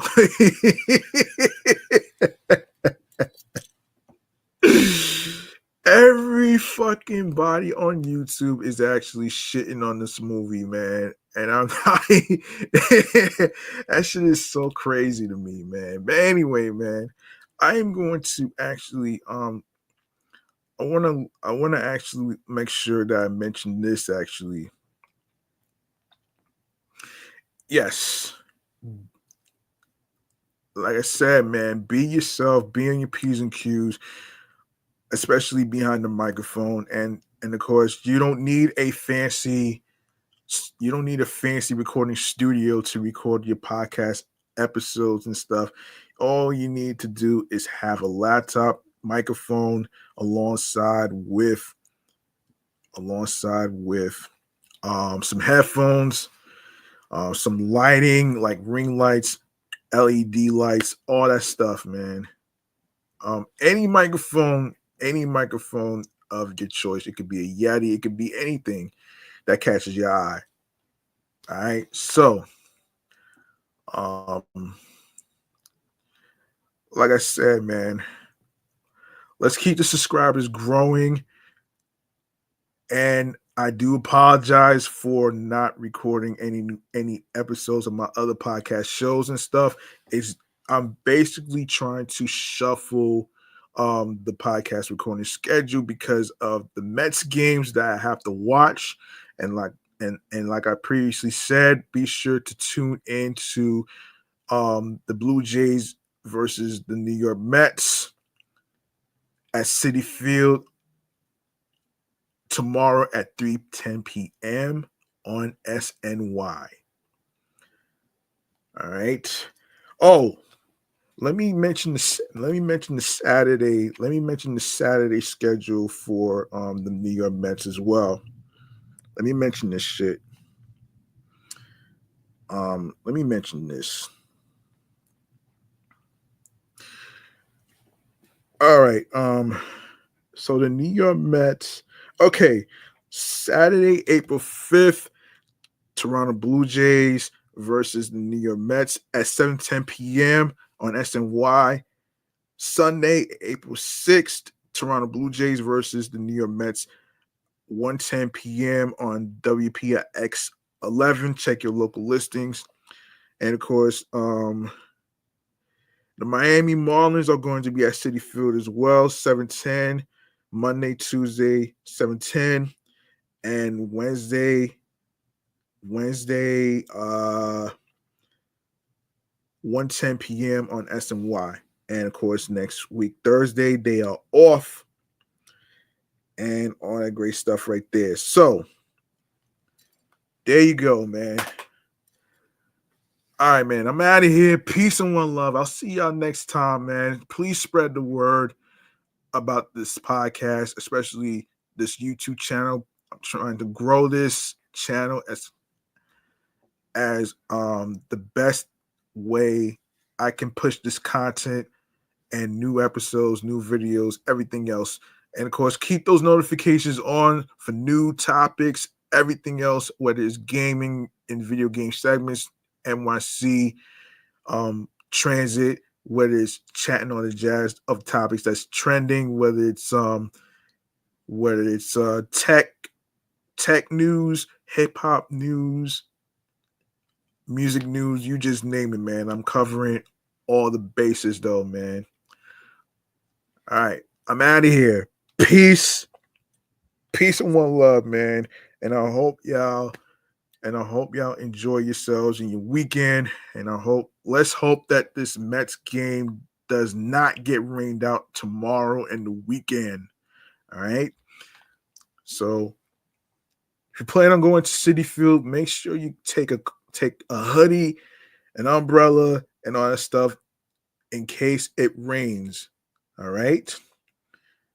I'm out of here. Peace and one love. Stay liquid. Be careful out there. Stay safe. Good night, everybody. I'll see y'all on the flip side. Good night.